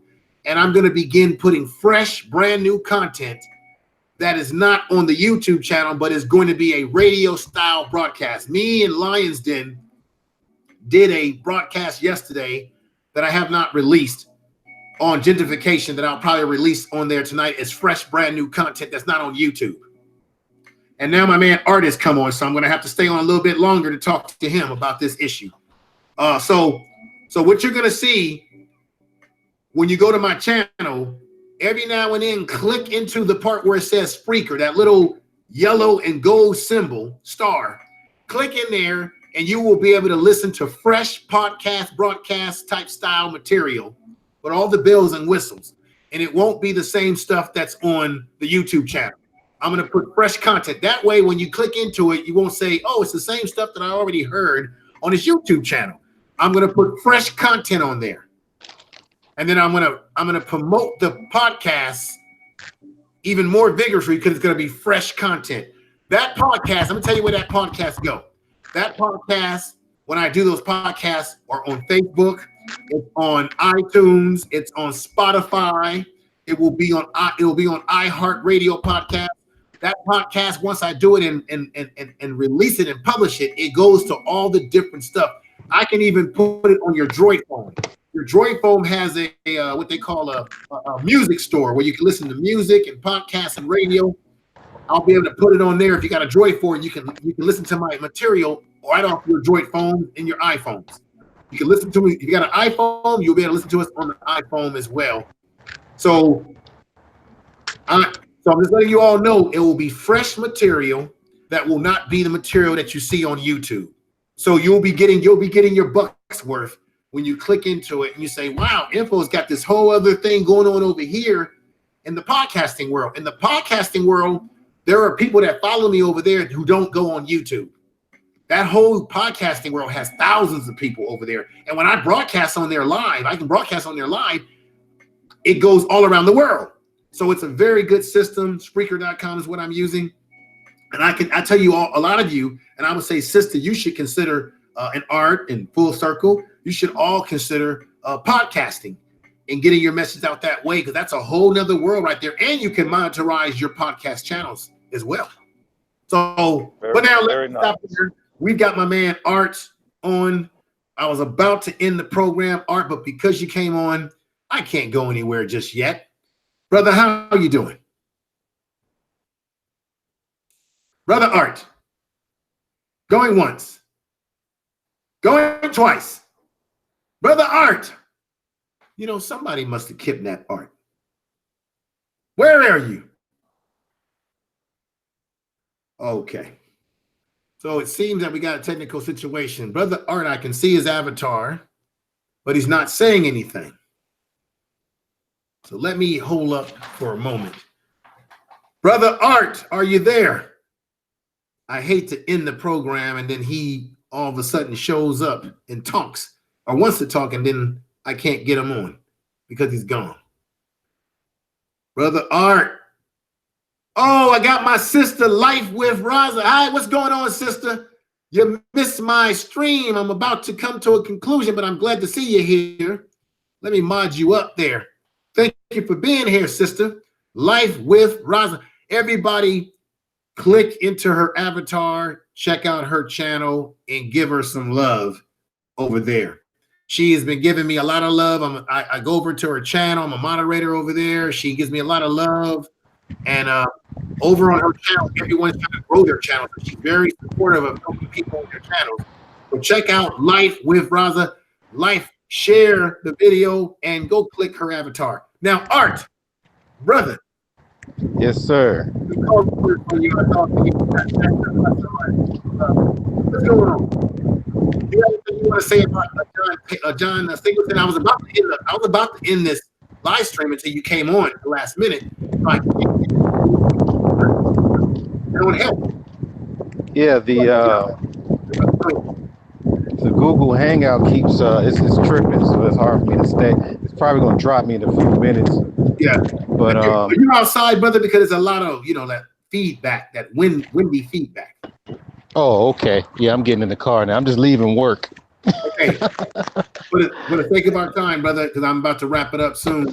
And thank you for the super chat too, sister Roz. Let me just do this, brother. Give me your thoughts about John Singleton, and then give us your thoughts about Black Man's Health before we wrap it up. All right. Okay. He told us that he's having some problems, that the Google Hangout is kicking him in and out. So, God, I really want to get his perspective, because Art is a teacher. He's a professional.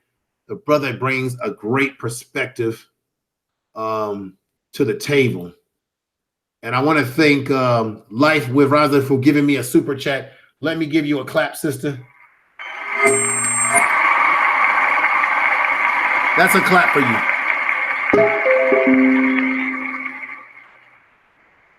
Okay, so my brother Art is not going to be able to continue with us because he says that the Hangout is tripping, keeps kicking him out. So he comes on my show quite a bit, so he'll be back on. You'll hear from him again.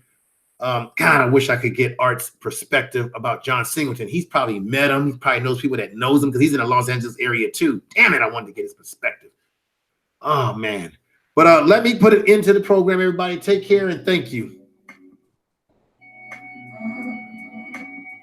Art, are you here with us? Okay, everybody. Thank you, everybody, for being here. I'm going to end the program. I thank you. I will be back.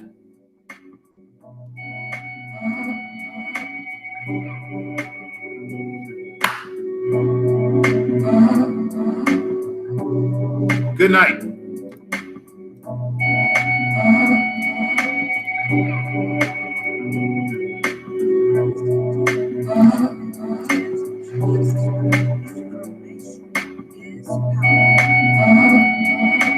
You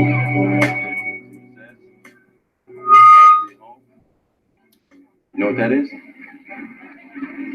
Built billboard. What are y'all, Amos and Andy? Are you stepping and he's fetching? I'm talking about the message, what it stands for. It's called gentrification. It's what happens when the property value of a certain area is brought down. Huh? You listening? Yeah. They bring the property value down. They can buy the land at a lower price. Then they move all the people out, raise the property value, and sell it at a profit. And what we need to do is we need to keep everything in our neighborhood, everything, black.